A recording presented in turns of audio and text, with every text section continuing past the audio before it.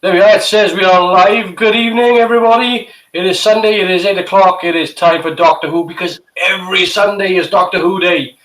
Joining me tonight is Chris. Say hello, Chris. Hello, Chris. There we are.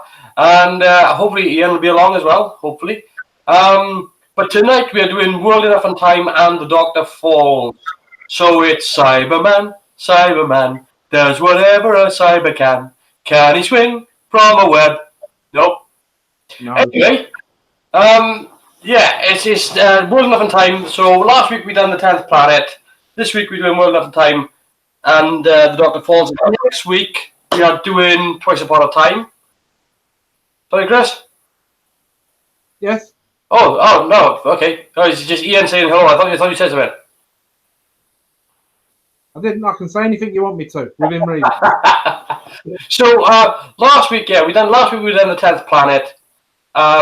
It was a solid 8 out of 10. It was a lot better than I remember it being, even in terms of production, in terms of editing. I think Ian will agree with me as well that it was between 7 and 8 out of 10 easily. And for a goodbye story, it was pretty solid. And again, I think it's a lot better than people give it credit for. And I think especially with the musical score as well. The musical score was fantastic. But again, the editing is what done it for me. The editing was just like sharp, really, really sharp, good editing with the show. And I think last week, I know I've ranted about this before, about them not remaking the lost episodes. I think last week, I don't know if Ian sees eye with me on it, but I think last week I was able to illustrate my point last week when I showed him just how much they had rebuilt for Twice Upon a Time and just hadn't used. They had rebuilt the entire base set for the 10th planet, and they had redone the prison ship and obviously the Antarctic.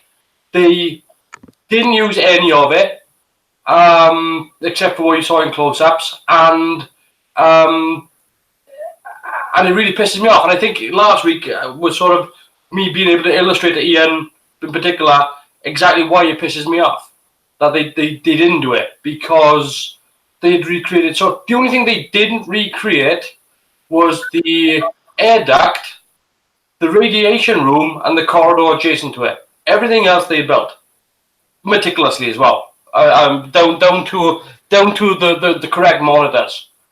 So that really does piss me off when they go to that sort of extreme and then just waste it. Because again, that Twice Upon a Time wasn't a missed opportunity; it was a pissed away opportunity. They could have refilmed and redone the 4th episode of the 10th planet, and they just didn't do it. And for what they had, Ian has already said there, yes, very, very impressive sets, meticulous. It was just but that's something more we can get into when we do Twice Upon a Time. Before we make a start, so if you are watching this and you want to join in with the chat and you want to join in with us, we're going to be watching World Enough and Time. That'll be starting pretty soon, so you can get that queued up ready. Right now, though, I want to talk about something that has gone on in the past week or so, and it has to do with a particular YouTuber who likes to sling mud at Doctor Who. And I've got to be honest, I don't even know why. I'm pretty sure this person only does it to get the clicks. I'm not going to mention the channel or the name, but the fact is that a lot of the stuff that he comes out with, and he tries to be fairly balanced, except for the fact that he leaves out half the facts. And a lot of what he comes out with is very opinion-based. And this particular YouTuber has started burying Series 12 of Doctor Who already without even seeing an episode. And the problem here, it all stems from an article by Screen Rant. And Screen Rant wrote an article saying about, they saw the picture of the Jadoon, as we've all seen, and they wrote an article saying that they think that Series 12 is probably likely going to be a little bit more like the Moffat and Russell T Davies era. Now, what's happened here is that this particular individual has jumped on board and gone, we told you they're backpedaling. The BBC, they've done this now, and now they're doing what they can to change direction, to try to course correct the show, because they finally admitting that it's all trash and it's all falling apart and the ratings don't mean dick, and it's all opinion based. Like, the article itself, where he took it from, was literally their opinion. It was literally Screen Rant saying, well, we've seen this picture of the Jadoon, maybe it's going to be a bit more like the Moffat era. At no point have the BBC put out a statement saying that it's going to be more like the Moffat, Russell T Davies era. They won't put out a statement anyway, even if it was. It just pisses me off that this particular individual seems to spend his time burning Doctor Who and having a go. Because the thing is, I get that you could be frustrated with the show, that you could be frustrated with what they've done and how it's changed. And I get that you can piss on the episodes for being shittily written. I've done that. I'll guarantee you. If you've never seen my channel before and you're watching this now, you mentioned Kill the Moon, I'm going to punch you in the face. It's not a. But the fact of the matter is, you can't shit on this show that you haven't seen. And if this person is so pissed off with Series 11 of Doctor Who, then stop watching it. I did that with the CW shows. I stopped watching the CW shows because they were shit. They started being good, and then they went into decline, and then by Series 4 of The Flash, I just went, no, it's not for me. Same with Gotham. Just stop watching it. But my real gripe with it, again, is the fact that maybe it's because there's something being lost in translation. And I know I'm not the only Doctor Who fan that's getting bumped by this person, because I was watching a video by Dr. Freedom earlier, and he seemed to have gone, wait a minute, this isn't right. And I like Dr. Freedom as well, and he tends to come up with a balanced opinion as well. He'll call something shit if it's shit. But the problem here is that, once again, they're referring to the Series 11 ratings. Now, I've got a feeling it has to do with the fact that this particular person's American. And I think that they don't really understand that when the BBC and British people talk about TV ratings, we're actually talking about the overnight viewing figures, not how well it's done out of 10. That's what we call it. So when they talk about the ratings for the show not being too bad, they don't mean what's the opinion on Rotten Tomatoes. What they mean is that the overnight viewing figures were pretty good. And unfortunately, if you want to make a case-by-case shot at Doctor Who over the overnight viewing figures for Series 11, guess what? The facts are it's pretty much better than most Doctor Who seasons since season 6. So what do you want to do with those facts? Now, what you think of the show, that's entirely up to you. It's your opinion. If you like it, if you don't, whatever. That's great. And you can piss on the show. If it's shit, call it shit. That's fine. But what I don't like is the fact that this person has formed this opinion, disregarded the facts, plucked what I consider to be nonsense out of the air, by disregarding 50% of what makes up a balanced view. And I don't want to get into too much of a rant here on this, but I want to level it out. How did Series 11 do? It had 3 good episodes. The rest were either okay to bad. How did it do in the ratings? In the TV viewing figures? It done pretty well. How did it do on the holiday special? Well, it didn't do that great, to be honest with you. The viewing figures were down. But so were the viewing figures for every other show that day. And that's pretty much where I'm going to leave it. If you're going to talk about how the viewing figures are for Doctor Who, you need to compare it to like shows at the same time. So if you're going to compare it to a Saturday viewing figure, okay, how are the viewing figures for a Saturday or a Sunday, as it is in this case? Well, how are they for other shows? Because BBC are not making shows to compare to, how is this doing? Are we aiming for 12 million people? Okay, we're aiming for 12 million people. How did we do? Well, how did we do against the show on ITV? Because that's what they're up against, is the competition. And if the competition viewing figures were down, as well as their viewing figures were down, they're going to be happy with it. So, yes, I don't know if any of you have got an opinion on that. Chris? Is it Coffee? safe to talk now? I don't like to stop the welcome action. What? That sounds like you were talking backwards, then. What? How about now? That's better. I said, is it safe to talk now? I don't want to stop a Welshman from ranting. No, but I mean, I think you can see my point. I hope you can see my point. Well, yeah, absolutely. I mean, if you haven't watched something, how the bloody hell can you have an opinion on it? It's not only that. It's the fact that again, he's taken the opinion that the show is backpedaling and changing course correction, and this has come from an opinion article from Screen Rant. And it isn't even the first line of the article says, "Well, I think." It doesn't say anything like, "Oh, the BBC have informed us that." It's purely based off the picture of Jodie Whittaker with the Jadoon. So yeah, I agree. I think clicks and ad revenue are a large factor. Yeah, I mean, I wish the guy was a bit more balanced. That's what I wish, because I would love to talk to him one-on-one. Just sit down and go, look, I think that you're doing a good job for the most part, but you have to stop burning this show based on your own prejudices. And you might not like Jodie Whittaker as the Doctor. That's fine, fair enough. But at least if you're going to attack that opinion, that she's a shit Doctor, at least present me with something more than just your own personal preference. Like, give me something that is just a bit more like, oh yeah, well, she said this and she's done that. And look, there's plenty of ammunition out there. Don't get me wrong. It's not like the show is this divine thing. There's plenty of ammunition for Series 11 to go after it.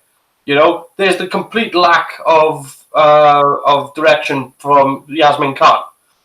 There's the range of coincidences that happen straight across the show. That is just in the absurdity.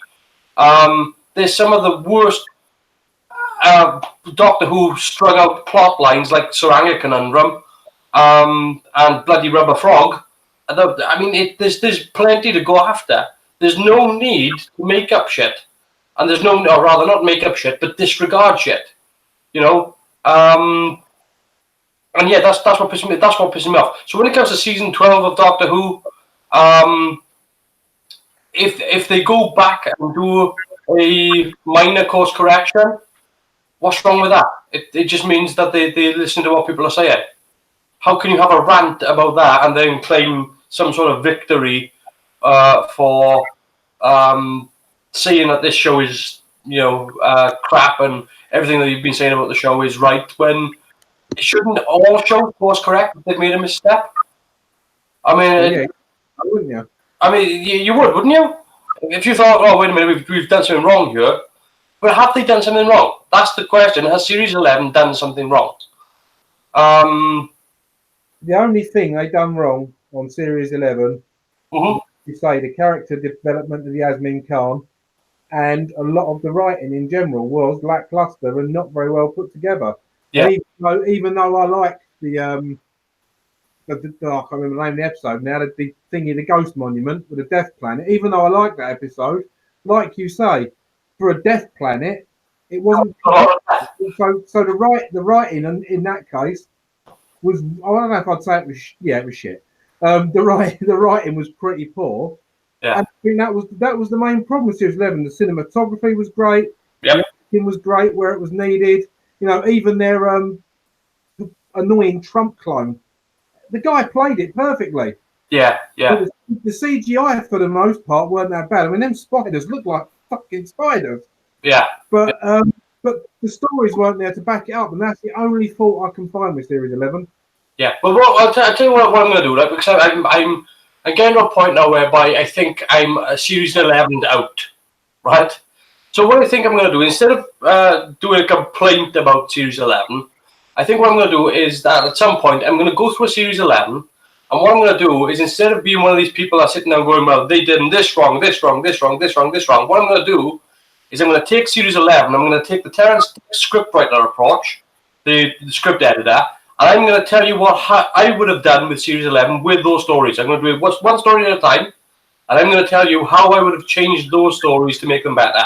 And I'm going to go through it because I don't like just being this one person that's sort of going, you know, there's plenty of people on the internet saying, you know, this is what they did wrong.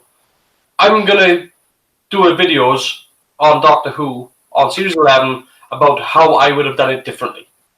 Because I think it's far better to offer your ideas to what do you think of this instead, as opposed to just going, oh, that's shit. So that's something that'll be up and coming as well. So over the next couple of weeks, if you're interested, anyway. And what should we call that? What should we call that? Call it. Yeah, I'm gonna call it Fixing Doctor Who. There we are. And there'll be a set of videos and I'll go each episode, each one at a time. And the first one will be fixing Doctor Who, the woman who fell to Earth. There we are. And I will tell you in that video how I would have changed that episode to make it better. But that's enough of that. Hopefully everybody's had time now to queue up. And let's get on with doing Worlding Up on Time, if you're ready. I'm ready. Cool. Now I've just got to work out how the hell this thing works. Have you tried turning it off and on again? It just went back. Yeah. Resume watching. Go on. Resume. I dare you. Where are you? It looks like Michelle Gomez is about to sneeze. Let's do that. Okay, so I'm going to go with 3, 2, 1. Here we go.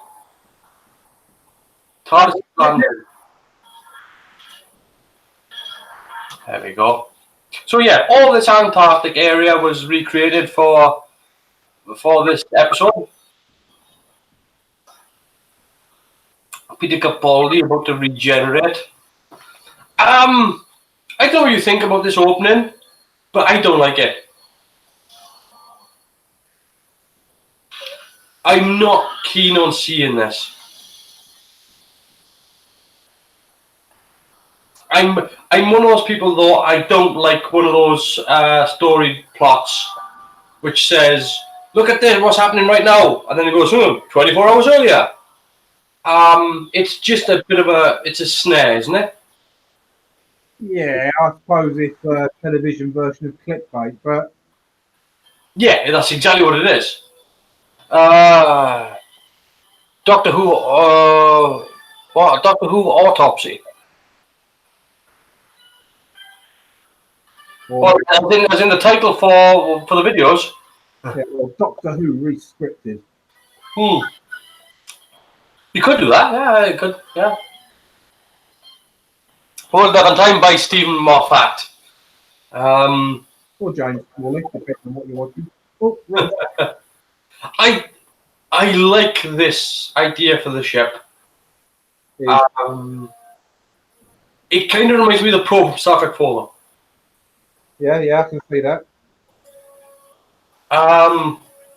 No, there's a bit of a confusion here because according to the IMDb on this, this is supposed to be a prequel to the 10th Planet. And I can't see that myself. I was like, yeah, doesn't imply Doctor Who is dead, though. Oh, I'm having a bit of a jittery cut there with iPlayer. What? The hell are you talking about? The bloody Doctor falls in 12 seconds. What are you on about? Damn BBC. I'll pause the video for a minute.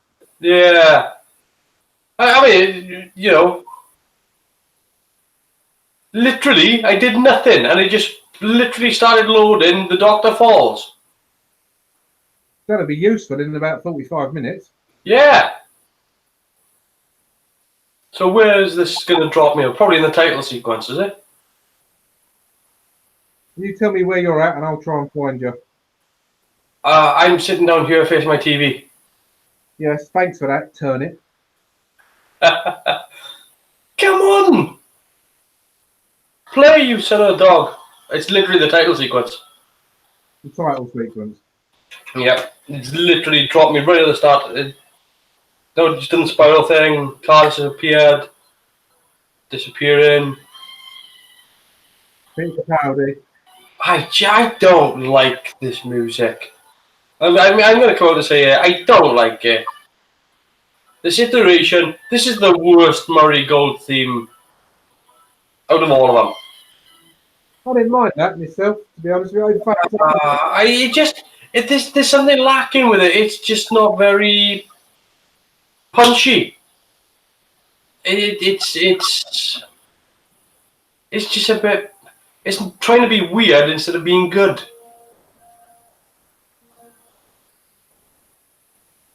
Right, what's going to happen now? I'll get my remote control ready just in case. Because you didn't like it just now.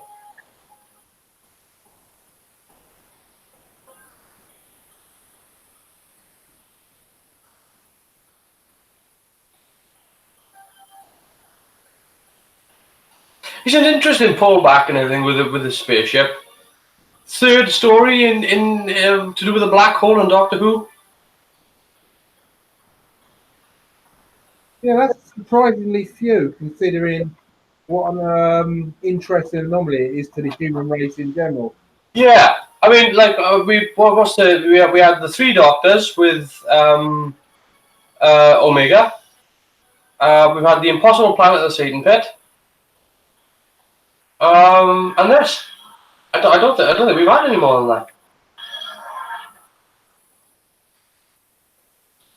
Hello. I'm Doctor Who. Gotta love Michelle Gomez. My lucky assistants. Thing one and No, it became the line, I'm Doctor Who, though, however. we picked up your distress. Again, that's Stephen Moffat just trolling the fans. Yeah. And this is quite a beautiful looking set, actually. I do like this. It's very sort of I don't know. It's Mike Tucker sort of looking, like when Mike Tucker builds a model set. He's that sort of stylization to it. Doctor. Look at the age gap. Stop on the bike and concentrate. I know, it's not irritating. Honey, sir. Time Lords are friends with each other, dear. Everything else is crazy stuff. She's not wrong. She reads 400 miles long. I do like this set though, and of course there's the TARDIS set, and that's it's hard to argue whether or not that is probably the best looking TARDIS set. It is a cracker. It's a very well put together piece of kit. It's got a proper central console and everything. And even though we're burnt out on the series, it doesn't send out custard cream. Yeah, exactly. Yeah. Oh god, lovely screens behind Bill there. Yeah. Whole bank of screens. I'm not sure, but maybe it's a redress from an earlier set, but I can't think of one.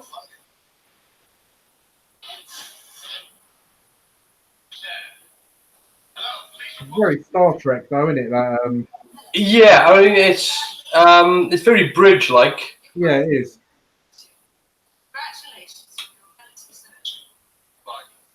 I am that mysterious adventurer in odd time and space, known only as Doctor Who. These are my The thing is, right, is that the justification for the Master or Missy calling him Doctor Who and putting that out there is the fact that from 1963 to 1981, that's how he was billed at the end of the show. The end credits of Doctor Who used to say it. Doctor Who played by Tom Baker. Doctor Who played by John Pertwee.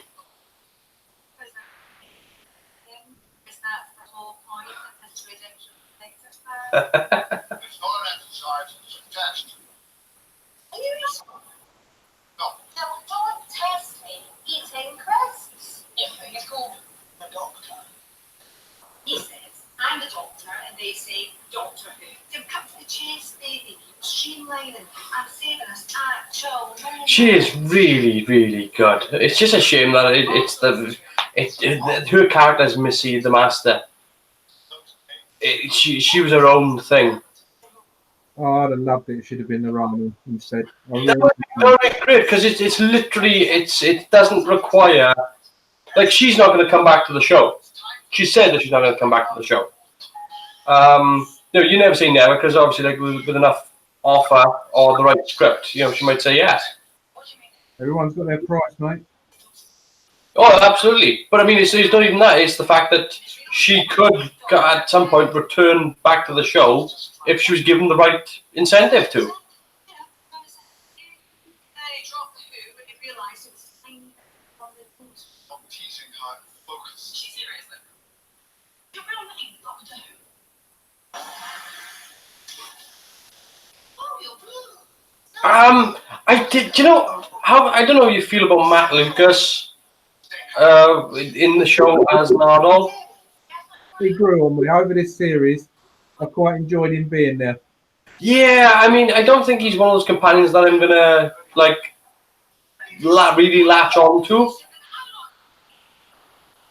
But I think I don't know if you'd have missed him if he wasn't there, but I'm glad that he is.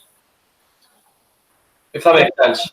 Stephen Moffat is good at writing comic relief characters. Yeah.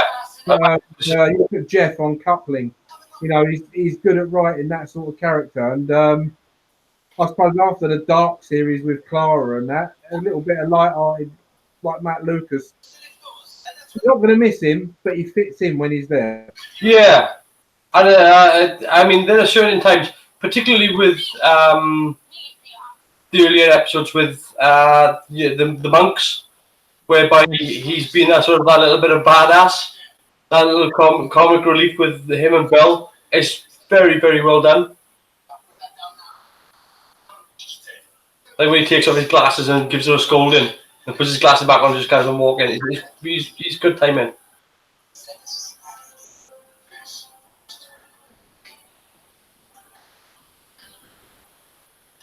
I'm not sure if he's supposed to be one of the blue people. No, it can't be. He's a different race.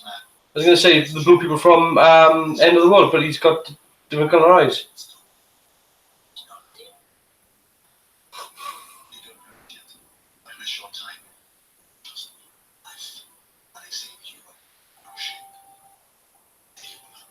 I quite like the pistol that he's got.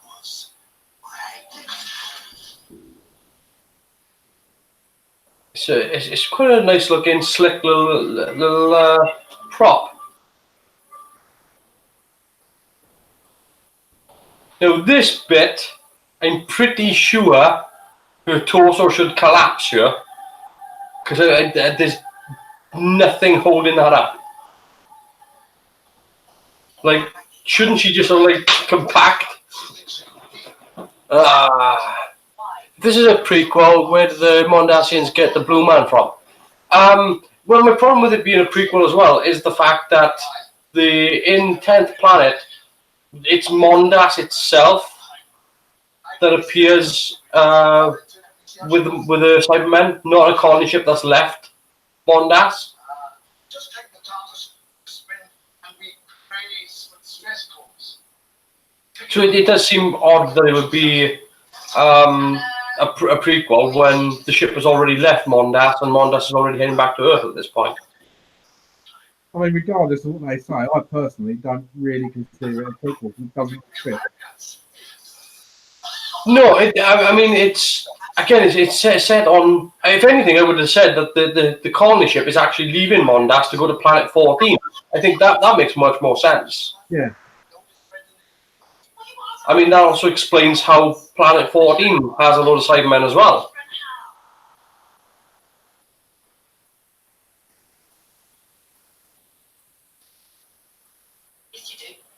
So I believe it is in this episode actually that Peter Capaldi explains, or rather the Doctor explains that Planet 14, because it was believed before that Mondas, Planet 14, and Marinus were all the same. But I think in this episode he points out that no, it's parallel evolution on 3 different planets. That place is having an emotion. Yeah. So look.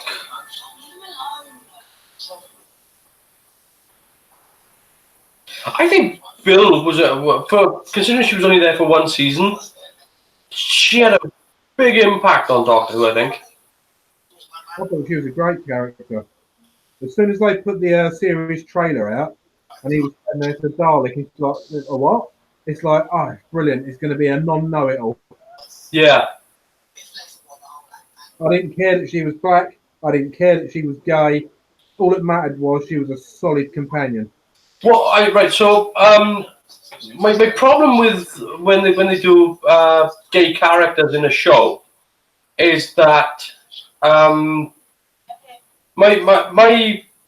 problem with it is that unless it's a show that is specifically about their sexuality, then it literally doesn't matter at all. But it wasn't really forced upon you. Other than when they introduced the character, and maybe once or twice throughout the whole season, it didn't matter. It didn't matter that she was gay because they didn't go on about it. Yeah, but I mean, my point here is that this is an example that I've used before. Is that you can sit down and you can watch First Blood with Sylvester Stallone as Rambo. You can watch that, and at no point throughout that film can you know whether or not he's straight, gay, or bisexual. You get to the end of that film, and he could be gay. He could be bisexual. You just don't know. But it doesn't matter because it doesn't play into it at all. Well, you say that, but his stitching might have been neater. But he what? I said you say that, but his stitching might have been neater. Yeah, exactly. Yeah. So yeah, but I mean, but my point is that his actual sexuality doesn't even play into the film. It's just a guy that's traumatized, and it doesn't play into the story at all. So the fact that something like Bill here in Doctor Who, where she's playing a gay character, until it comes up whereby she has, she goes on the pull, it's a non-issue. I mean, they've done plenty of characters whereby, you've had Rose and Mickey and other characters that have gone off and married, like Perry. And I don't know if you've seen the new trailer that Colin Baker did for the Trial of the Time Lord Blu-ray. But that's quite good. yeah, I've only seen that. I haven't seen that with a sound on yet. I love these. So, this would have been incredibly great if they hadn't screwed up this entire story in the trailer. Well, yeah. That was the biggest marketing cock-up of all time. I don't know how or what they were thinking. When the BBC saw the trailer, that they pieced together the series, how somebody didn't go, you can't put that in and you can't put that in. And why they would have released, because even the Radio Times was showing pictures of Peter Capaldi with a mondasian cybermen. I mean, why you would give that away? I mean, I can understand them being really excited about it, but just think of the spoilers that you hand into the fans. Imagine watching this and not knowing the mondasian cybermen.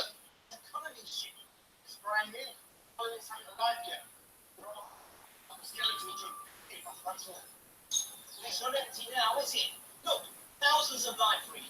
2 days ago there was nothing. Those readings came out nowhere. Well, obviously you were forced to stop. Good little plot device as well, with the being in the orbit of a black hole in the front end of the ship and the back end of the ship. A clever idea. Yeah. Again, Moffat was really good at playing with time stories. Like my favorite one that he plays around with is the Pandorica and the Big Bang. That's a really good play with time story.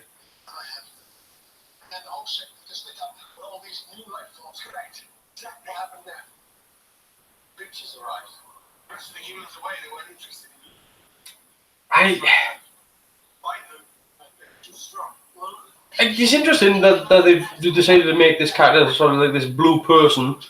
But when they already have blue people in Doctor Who, why didn't you use those?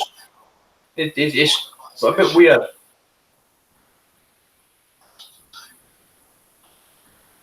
Beautiful effects of that black hole. It's not at all accurate, but it's beautiful. I believe didn't this episode come out the same year as what the hell was that Christopher Nolan film?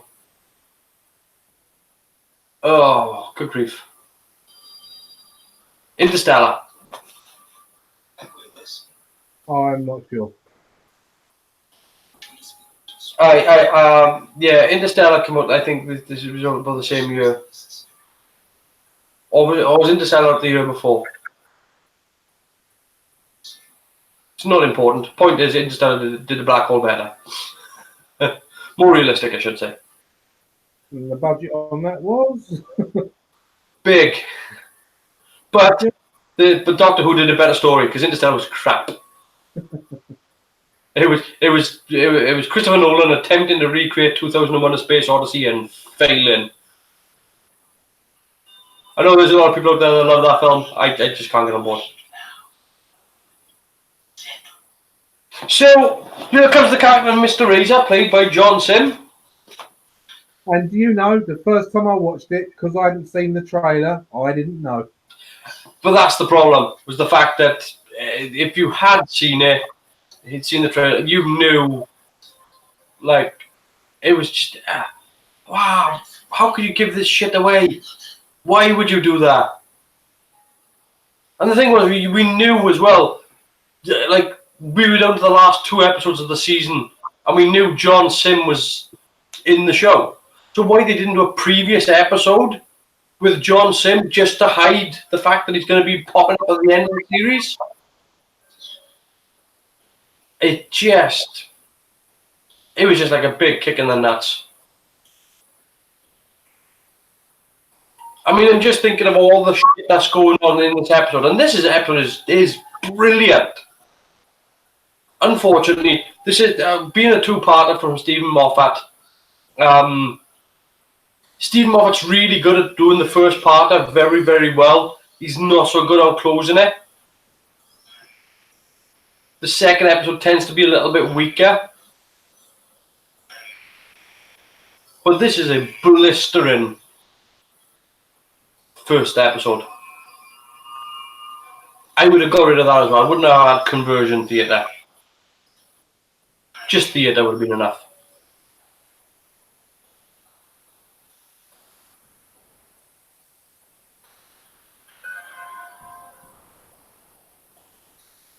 I love the 1950s kind of decor on this.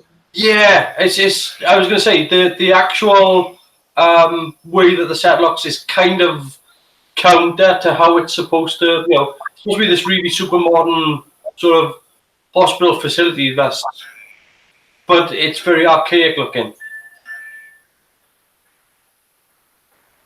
And again, I just love these looking cybermen. I love the medical sock that they have to wear. And again, last week when we were watching the 10th Planet, it's just like, what is under there? What does that look like? If you peel that off, what would you see?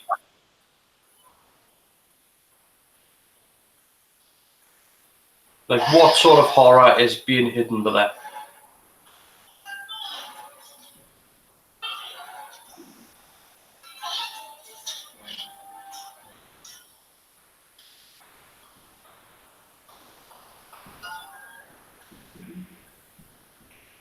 Yeah, she's very much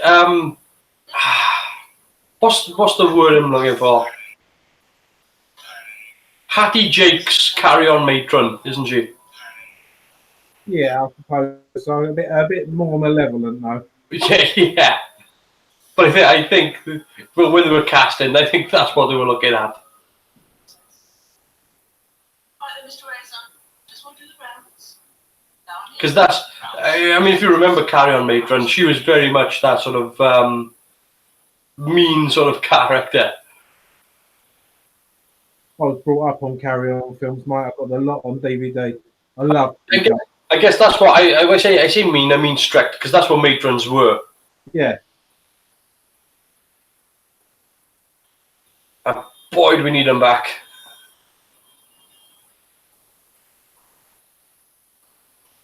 I love that outfit, the whole thing.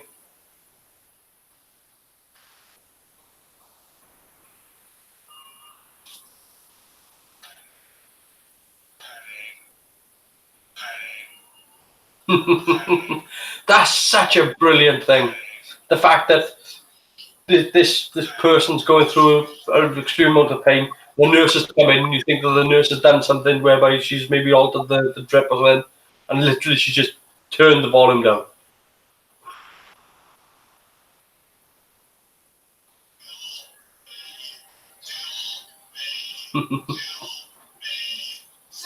Sorry.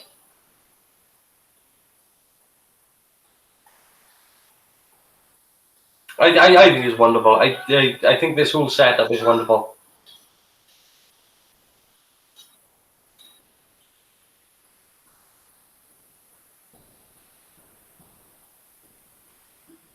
I don't know about the stylization. I think maybe the cityscape's a little bit out of doesn't quite fit. I think it would have gone to a bit more Victorian. I don't know. A bit less modern out of the darkest moment in Doctor Who. The darkest moment in Doctor Who. Ooh. Oh, I don't know.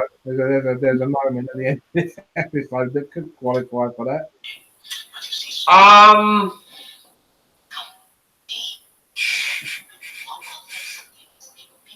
The darkest. Oh, Jesus.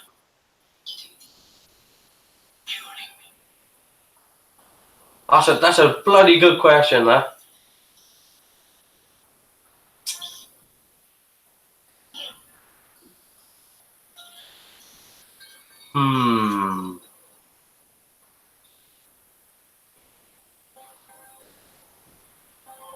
Oh, let's think.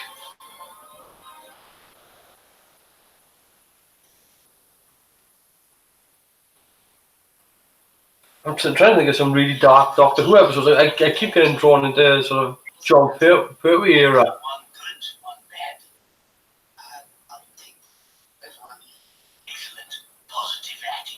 So, here's something you might not know. This set for Mr. Razor's apartment and room and whatever is actually based on the inner sort of office area of the radiophonic workshop in the 1960s. Is it really? It is, yeah. This is what the office area in the radiophonic workshop area looked like. Sort of, almost. It's very, very close. Classic. This is what? Classic still shooting himself in Fendal. Yeah. That's pretty dark. Yeah, I would say that. We're only. Tom Baker walks up the stairs. That's pretty dark. But see, you get that with what's her name in Waters of Mars, where David Tennant saves her and she ends up blowing her brains out.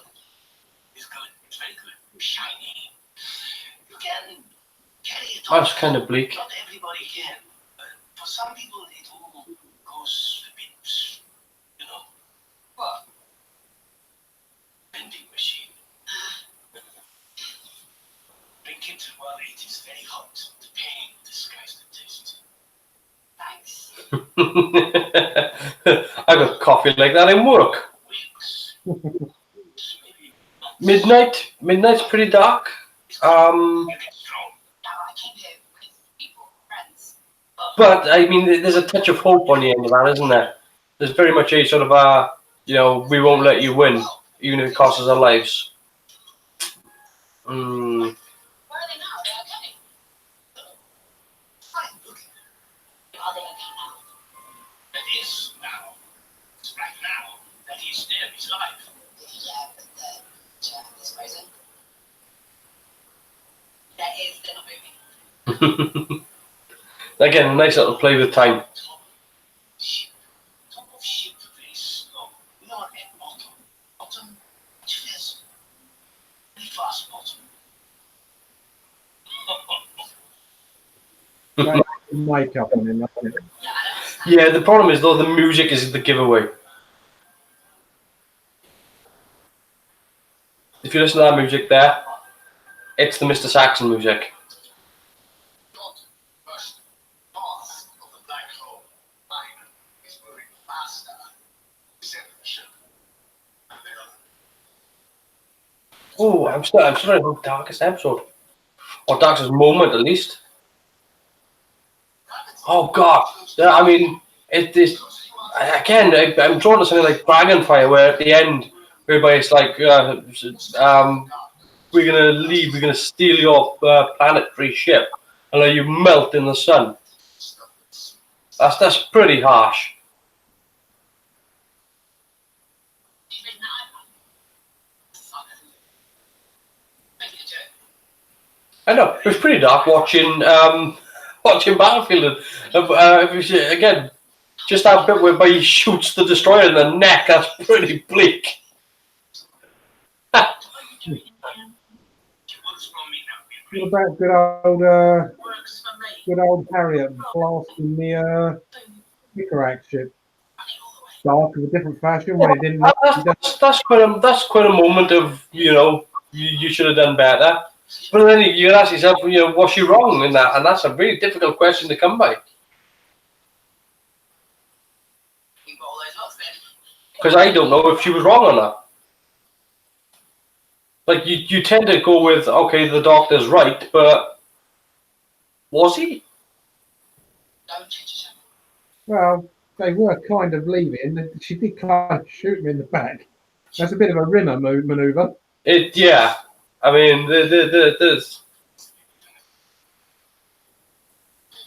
That's a good job. I concentrate. I mean, dark moments, jeez.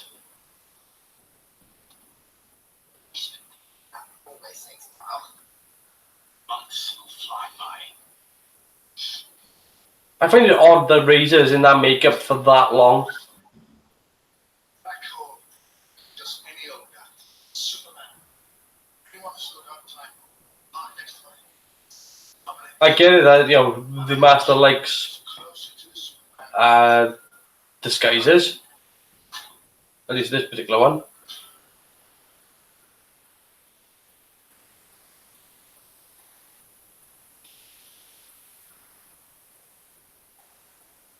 No, I think for me, if I think about it, darkest moment in Doctor Who, as far as I'm concerned, Which one? because they do it. What? But for me, Yes? the darkest moment in Doctor Who is what happens to Bill later on. Oh, right. Yeah, you broke up on the end there. It was just like, yeah. This tablet's got some weird power saving thing on it. The internet sort of peaks up and down. I can't find out what's wrong with it. The Camper and Stones of Blood. There's a lot of pretty dark, bleak moments. But that's beautiful shot. That is beautiful. A lot of very CG heavy, but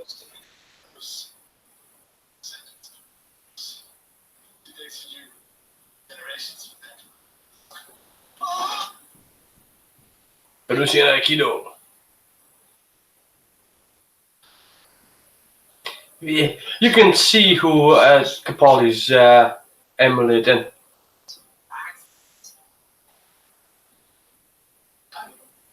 Version is pyramid.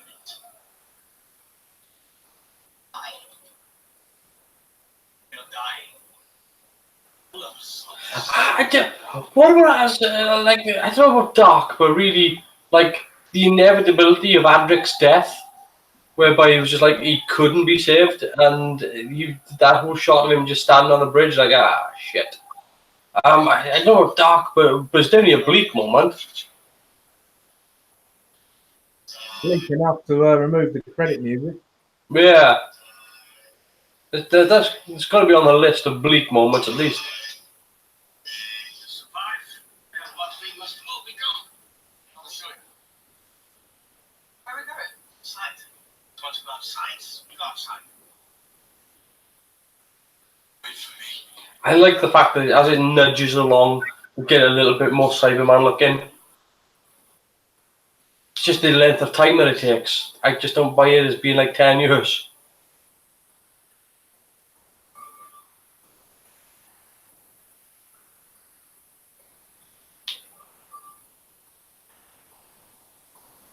Again, some nice CG moments as well. Nice CG shots. This is like basements. Hundreds of years ago, when the settlers first came here, this ship is old. Everything dying. That's Cardiff for you. Our world is lost. Our air is injured. You want a place that looks like the apocalypse has already happened? Cardiff.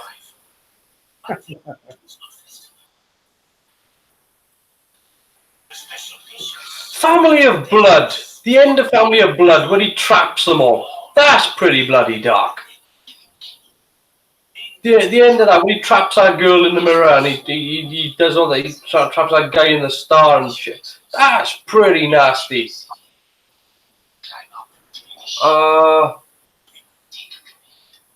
Worst body horror then. This one I think, although which one? Crying Odd. Was bothering me. Again, worst body horror is still Dragonfire. The end of Dragonfire where he melts. That's horrendous. Brilliant but horrendous. Very, very Indiana Jones, Raiders of the Lost Ark.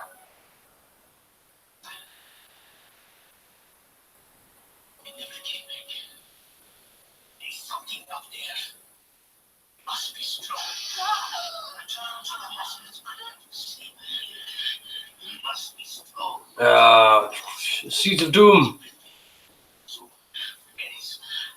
Do you know, I know, but I mean, like that. The end at the end of Dragonfire where he melts is just like he's literally like his skin falls off, his eyeballs melt out of his head. I mean, it's just nasty.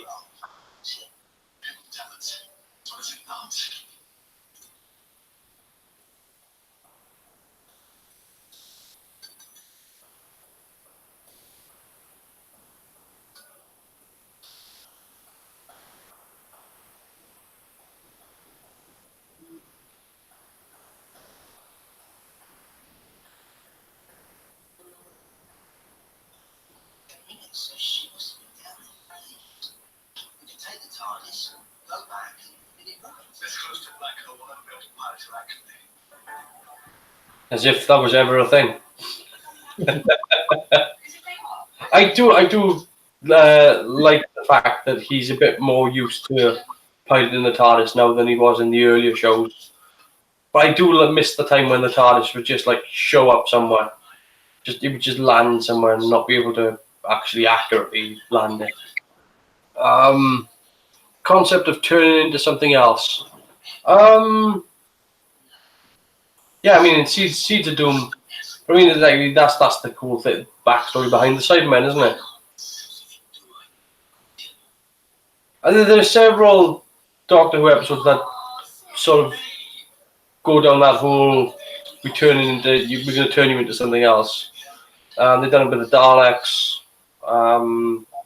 which it was a mistake as far as I'm concerned. You know, you start cross-pollinating your villains. Yes. I'd like to see a cyber Dalek.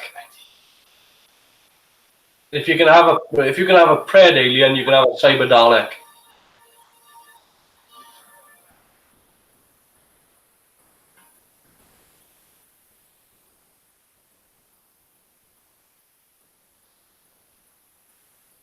I love this moment with the mask. It's a shit joke, but I love it.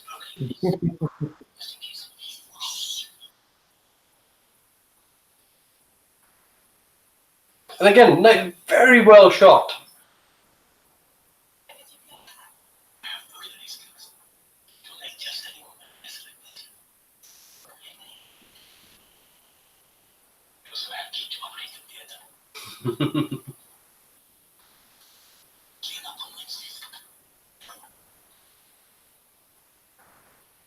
But I mean, there's a lot of. If you notice, like with the hospital shots, there's a lot of like mist.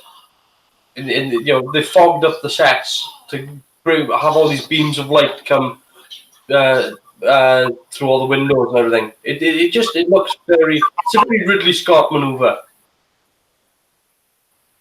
Again, you can see the beam from the torch because of how much fog is on the set.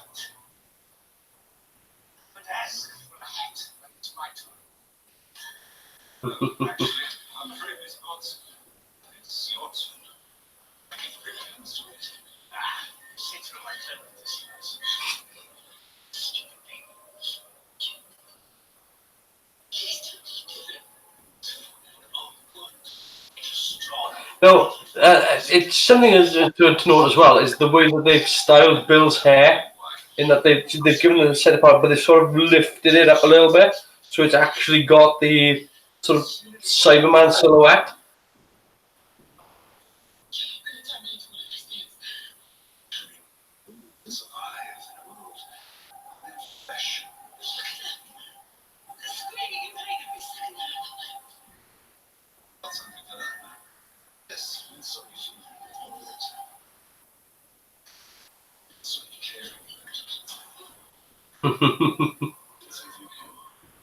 Lovely little reveal. If only they hadn't ballsed it up in the trailer.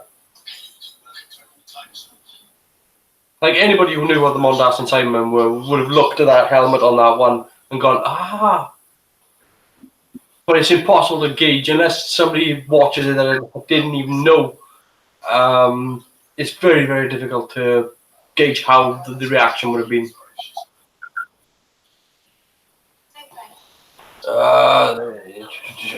Just make sure I'm up to speed.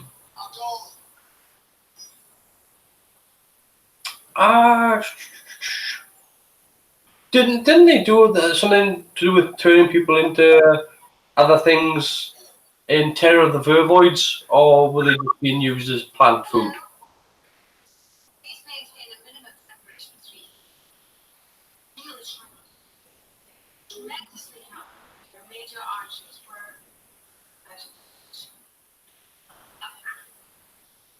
I think this is a good. I don't know if I'd have changed the order of the setup of them finding out it's Mondas first before doing the whole. Here's the. I think maybe I would have changed that. It doesn't affect the plot really any, but when you find out that the colony ship comes from Mondas, that's sort of your oh crap moment before realizing that they're going to be Cybermen. Whereas to see them Cybermen first and then find out it's from Mondas, it's kind of like a Counter-Strike.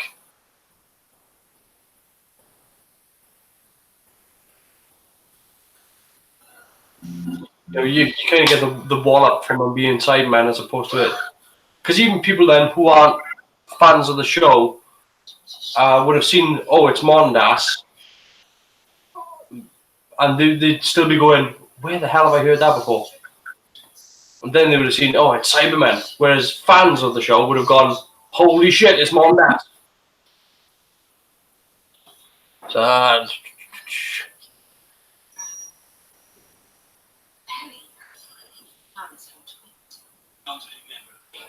one woman in cabin, but I think that was a mistake, accident. Yeah.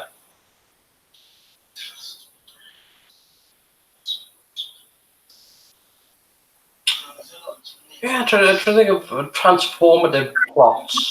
That's like an Exodus. Exodus. And again, a beautiful reveal. I'm so glad that they were pretty faithful to the original costume. It does. It's nice to see it, but I think it works with the retro set as well. The fact that the setting of the hospital looks a little bit more archaic, so I think that sort of Cyberman does work. And again, look how tall the Cyberman is. That ship is wonderful.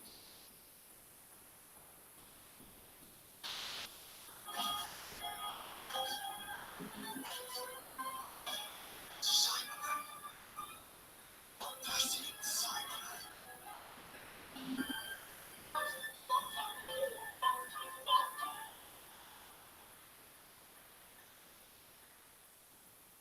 Okay, so I may be about to take that silly little gun. You'll never forgive him.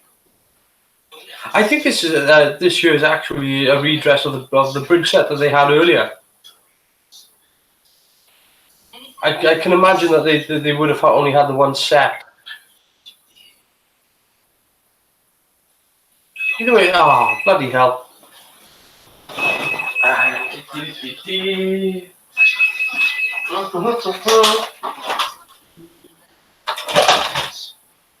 That's what I like to do with phone calls.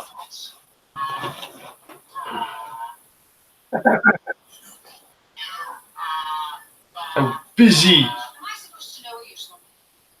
Would it help you focus if I extracted something? So yeah. Argent Space, Planet of Evil, and now you get turned into. Oh yeah. Listen. In your heart. Just passing through. Uncle Bill Potts, friend of mine. Bill Potts. Yes. Bill Potts, you're a Cyberman. You're pilot. You're on net. You're fighter.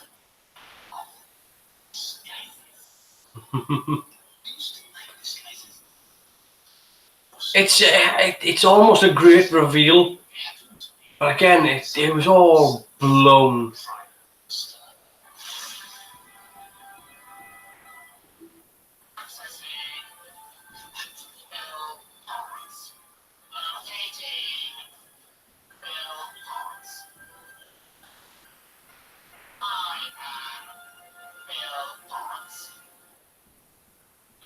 Master.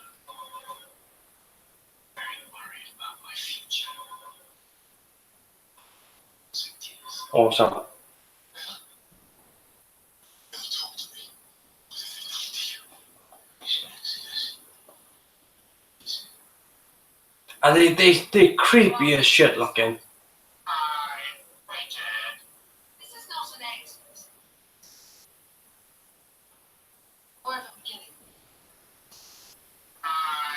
In fact, do you know what I could? Yes, it's that moment right there. I even like the fact that he's gone and grown back the goatee.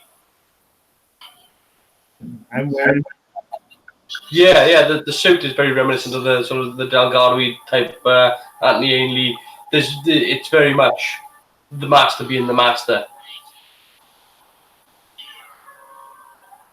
I mean, look at that! How big that Cyberman is.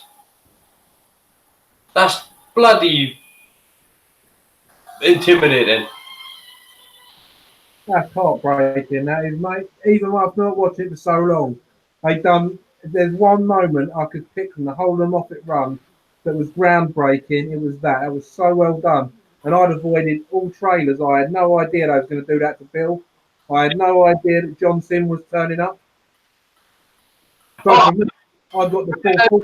Literally, if you go back and have a look for the Series 10 trailer, it literally screws the pooch right the way from the start. Yeah, I have. I've watched it since you said about it. But yeah, I'm not someone that normally cares about spoilers. but I managed to avoid them for all of that, so I got the full reveal. But I mean, like most trailers wouldn't show you spoilerific stuff, whereas it totally did. It ruined all the surprises in the show. So that's World Enough and Time. Very well shot. The music is pretty good as well. Good tension music from Murray Goulder. Very atmospheric. Yeah, I think looking at it, when we were talking about the design of the set for the hospital, I think if they had gone with a really sort of modern looking hospital, I don't think it would have worked with the design of the Cybermen.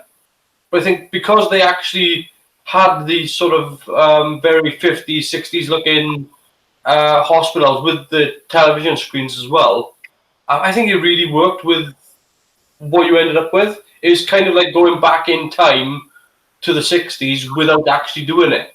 So, what do you think of World Enough and Time? It's a great episode, absolutely superb.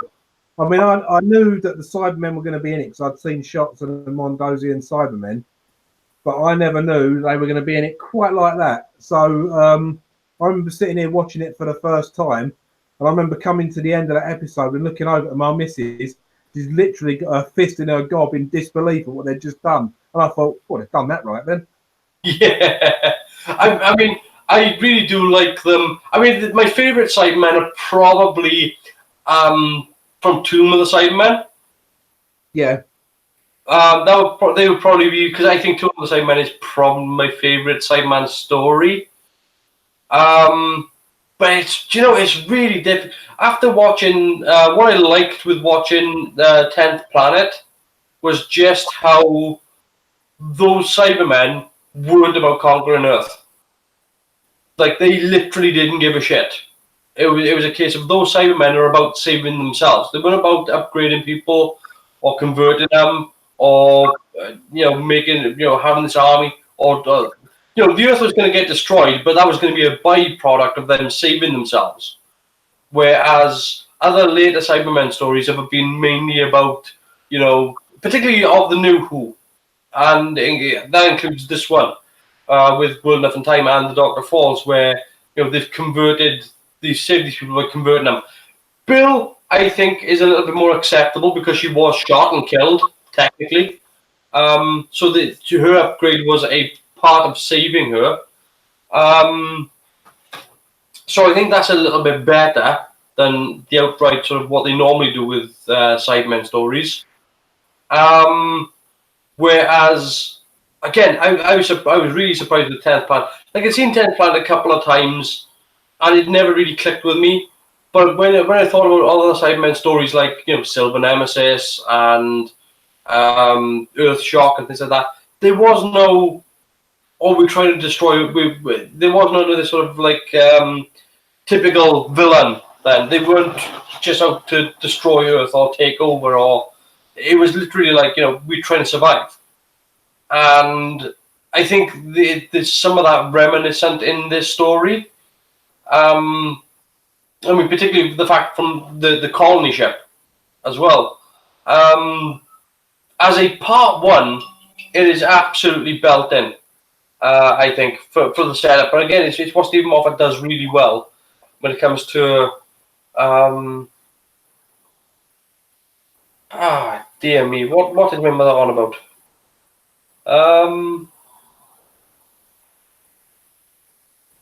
Okay, no, I don't. Anyway, back to Doctor Who. So, where would you place it in Cybermen stories? For as where would you class this episode? Oh, that's a tough one. Thanks. No, it doesn't have to be easy, but I'd almost put it up there with a classic because of the way it's been shot and set up. This one, and it has got the emotional pull on it because they've set Bill up to be a very likable character throughout the whole series. Yeah. And that whole bit, I waited when she started, and you realise then at the same time as the Doctor, oh shit, that's Bill. Yeah. That's really well done. But for actual Cybermen, I like the fact that wasn't this the first time they've used that design of Cyberman since the 10th Planet? It was, yeah. They didn't. Well, the next time you see the Cybermen, they've got a fiberglass helmet instead. Pretty much similar outfit, but then they upgrade then to the more smooth looking, in particular for Tomb of the Cybermen. Well, I think I'm biased because I prefer the more zombie Cybermen with a sing-song voice, not the ones in the 80s where they rub their hands together and go, excellent, in a Soundwave Transformers voice. Yeah. So go on, mate. no, I was just gonna say. So when it comes to Cyberman design, we were talking last week, well, we were doing the 10th Planet, and, about why I don't like the new RoboCop Iron Man looking ones. You know, basically, when it was okay when the show came back for them to do that sort of Peter Weller RoboCop look with the Cybermen, but then they upgraded them to what is a very Marvel Iron Man looking Cyberman, and I think they've gone the wrong way with it, and I think that they're good looking suits. I'm not knocking the style of the design of the suits at all. It's just the further away from humanity that you take the Cybermen, the less threatening or the less ill thought of they become. Like there's something about these Cybermen which are a little bit sort of almost diseased, if you know what I mean. Yeah, they're almost like half finished zombie robots. They're like they look literally like bags of organ and bones that's had loads of stuff fused to it. And like Ian was saying, it's proper body horror.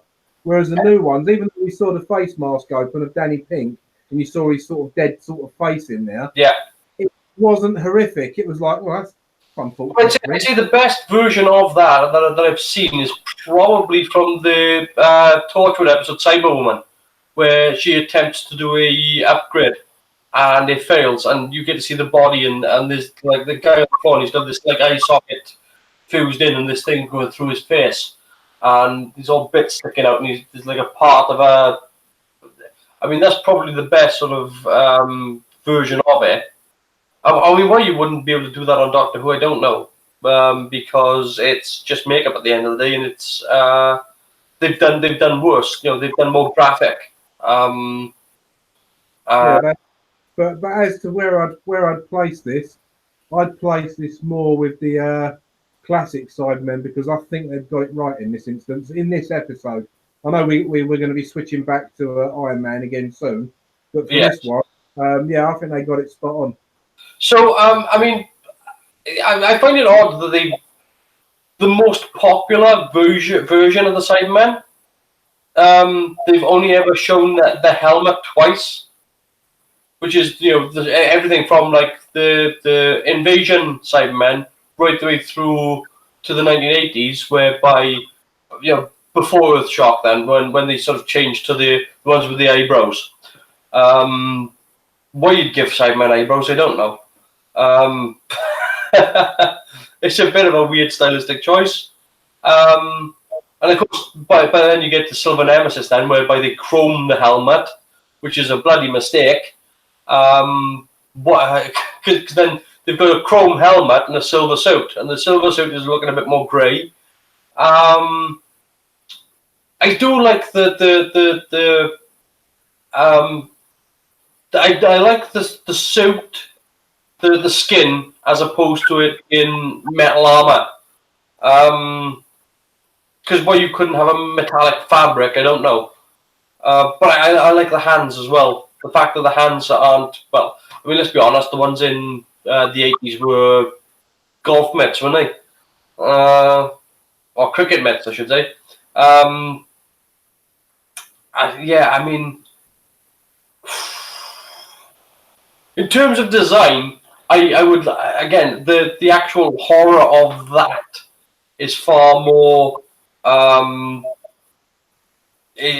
terrifying than to see the robot ones just show up, because what's under there you don't know, but it looks quite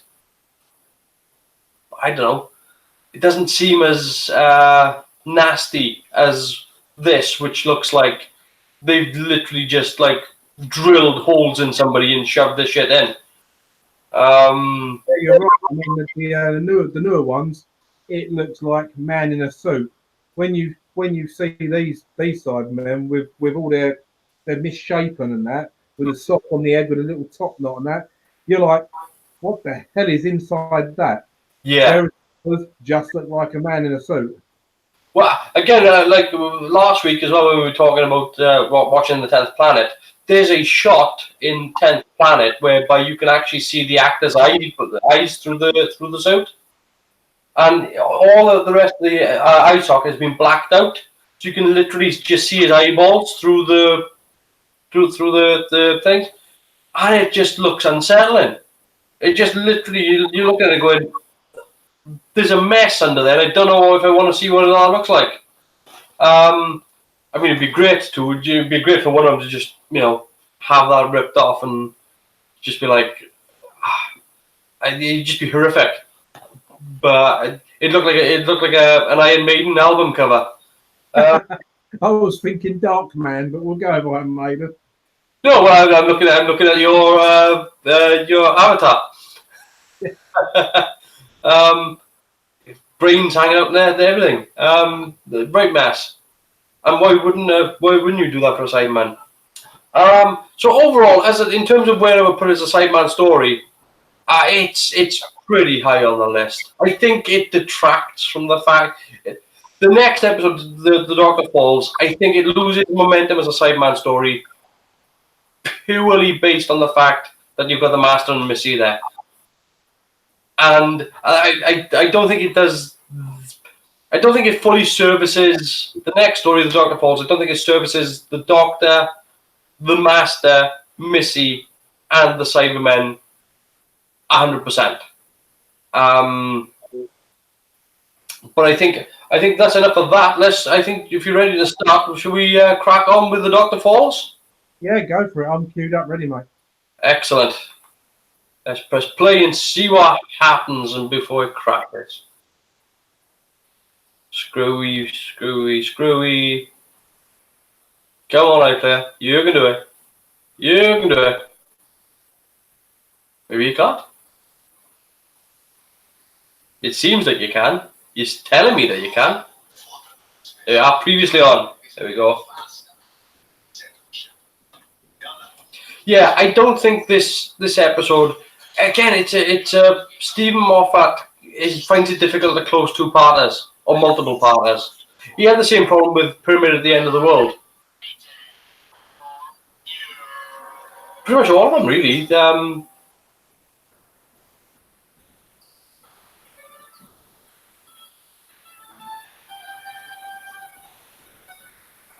I do like this opener mind. I will say that because it sets a different pace to what you're expecting. Even them scarecrows are dark. I wish those scarecrows had looked a little bit more like the ones from Family of Blood. What we got here? Day of the Moon was good, second part. Yeah, but it wasn't as good as the first part, though. And that's my point. This is a good look. This is a good story, but the first part is always better than the second, and it's always that he has difficulty closing. The setups are always brilliant, but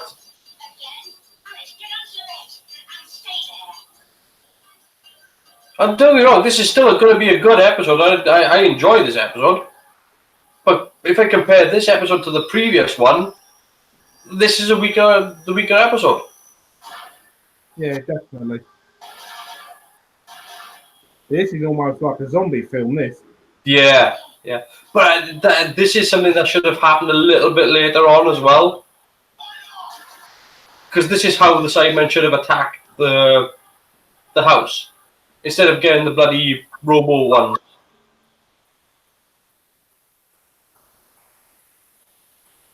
It's good to see, though. It's good to have that sort of setup whereby it's like, oh, look what's coming.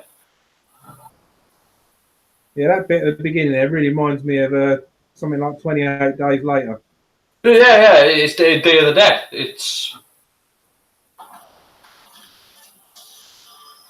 and again, this is part of the whole thing of, here we go, here's the action, isn't this interesting?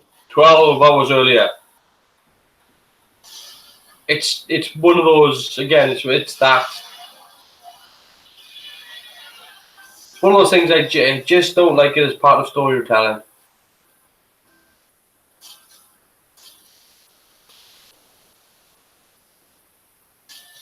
Like there's no, you've already got me, there's no need to do it.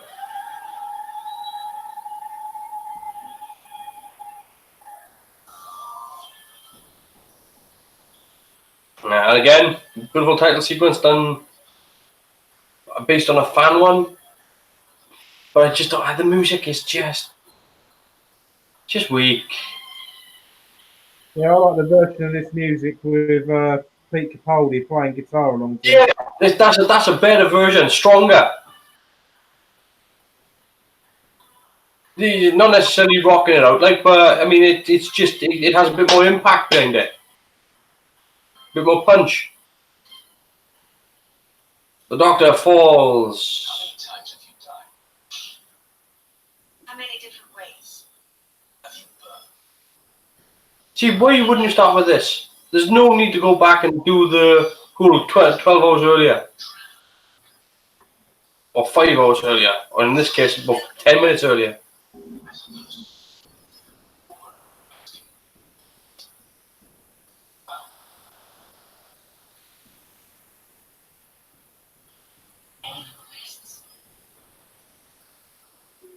I'm not entirely sure why the Master starts wearing guy liner in this.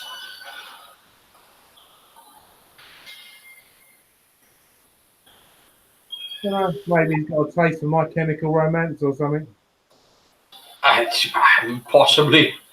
It's his choice of music.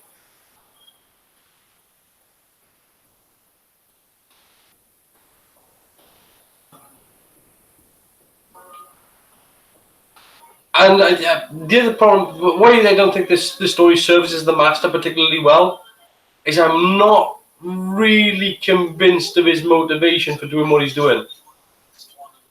Missy I can understand, and the Doctor I can understand, because he's trying to save Bill.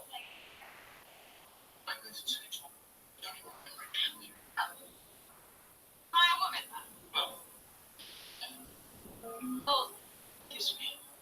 make me. Come on, brother. You okay? That's just messed up. That is just messed up. And there's another moment like that a little bit later on.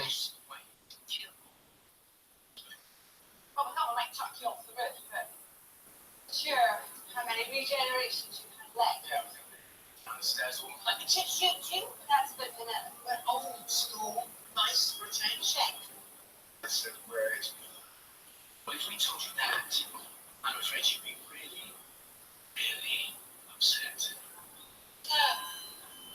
She's right behind you.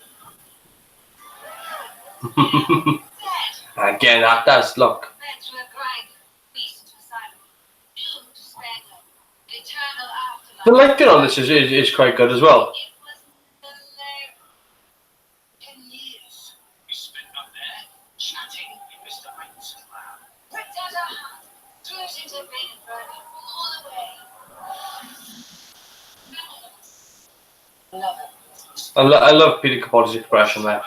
He does pissed off well, doesn't he? Yeah, and you can see him sink. You can see the the more they turn the screw, like you can see the cogs just sort of grinding. Let's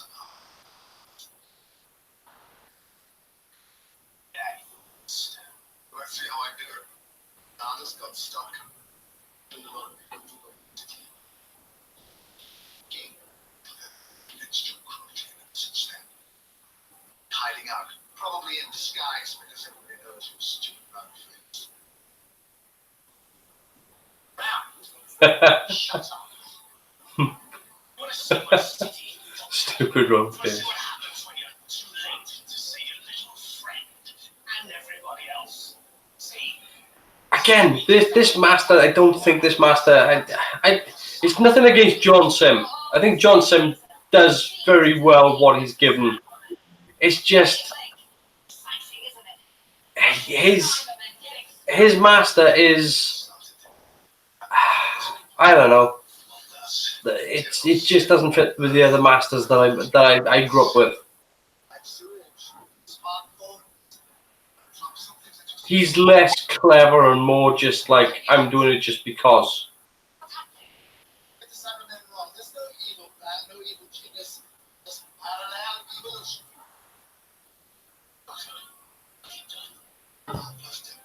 Minus humanity. Internet, cyberspace, cybermen. That's a terrible shot as well. The Cybermen in the windows. I'm not sure. What are they looking at the views? What are you doing? Again, small nitpick.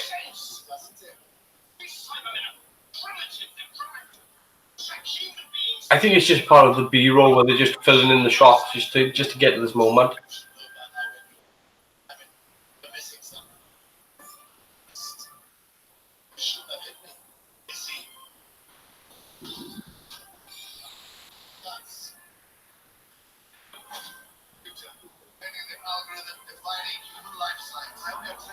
Yep, graded.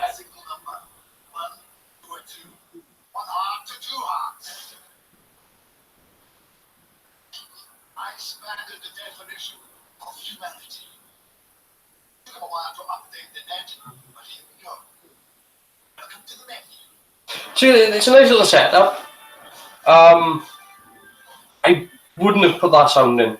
The sound of the Cybermen walking, I don't think fits these Cybermen. No.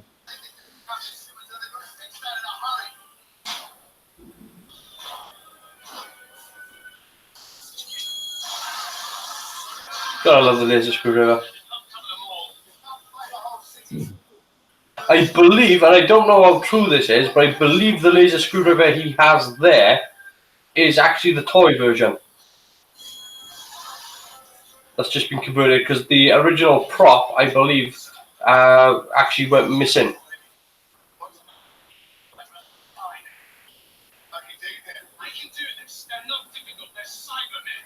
Let's have a quick look. I'm gonna wait.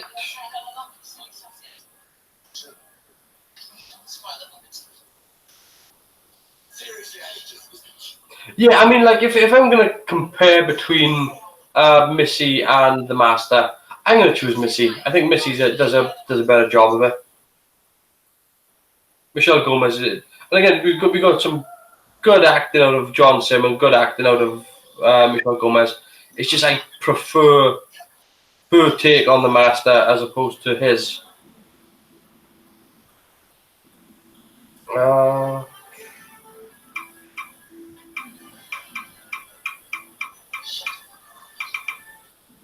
Oh no, that's not how you spell it.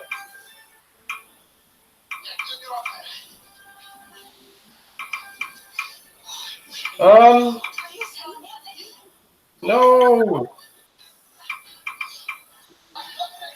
Oh, right, sorry, where was that? Ever read the cyber story? Flood in? No, I haven't. No. It was a Doctor Who magazine.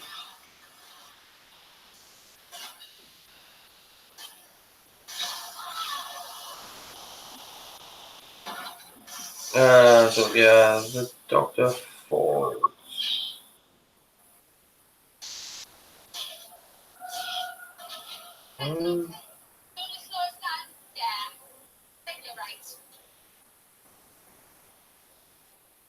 Now, my small problem here is what Bill is about to do, with this whole thing with the shuttle.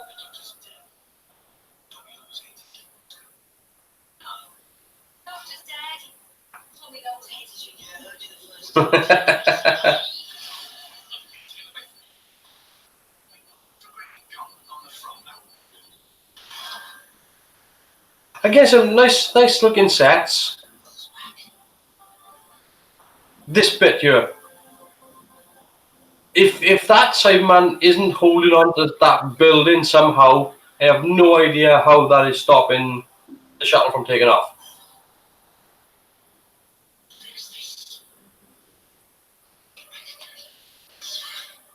That doesn't make sense to me. Magnetic bricks, obviously. Magnetic bricks. Yeah, it's just do that. Just have the Cyberman holding a piece of the building. Like they did in Captain America.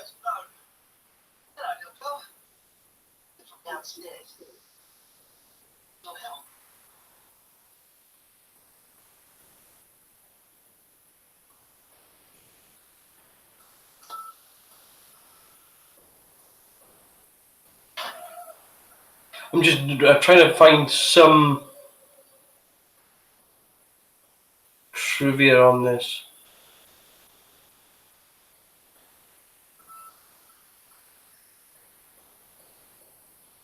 Oh, look here. Just to find something. Oh, okay. Did you know the names of the members of the Hartnell family that appeared in the anniversary special on Benjamin Space and Time appeared throughout out the first season? Bill Potts connects to William Hartnell, who was Bill by his friends. Heather was Bill's girlfriend with the star-shaped iris. Yeah. Same name as Hartnell's wife, Heather. Ah, no, shit, I didn't know that. The little girl investigating the standing stones at the beginning of Eaters of Light is named Judy, like Judith Carney, Hartnell's granddaughter. However, according to Stephen Moffat, it was simply a coincidence. Bloody hell of a coincidence. Where are we at? Cybermen, very tall and spindly. They make emotions so severe that people begin to have them removed. Oh, right.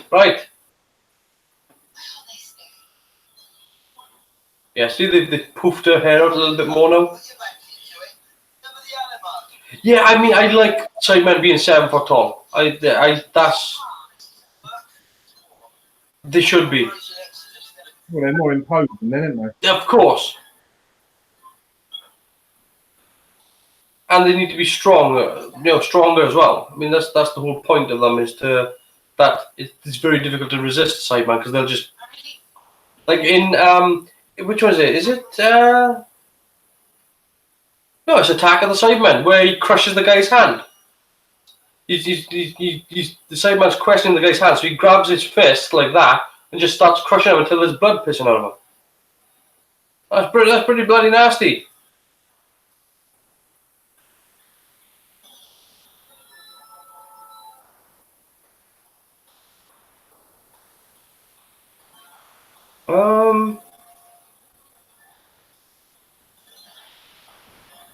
In an interview with Radio Times, Stephen Moffat said that his predecessor, Russell T Davies, briefly considered pranking incoming showrunner Chris Chibnall by telling him falsely that this story would end with Missy being pregnant.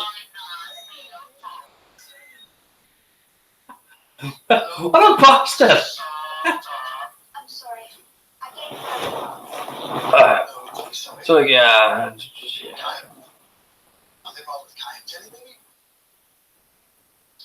That's really not a thing, is it?